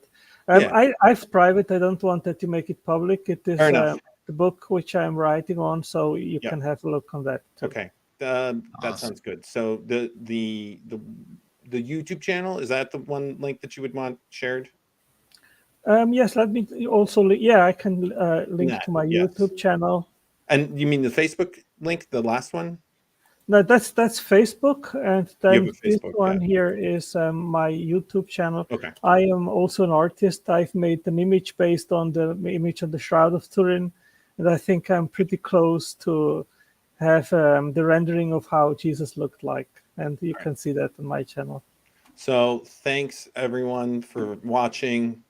This has been a long slog, and we've been very spirited. I can't believe we made it to 3 hours. It didn't quite feel like that, but yes, it's a little late. I got some science I got to do in the morning, so I'm going to say goodbye to everyone. Thank you so much. This has been a fun debate. We'll see you guys later. Have a good one. Bye. Bye bye.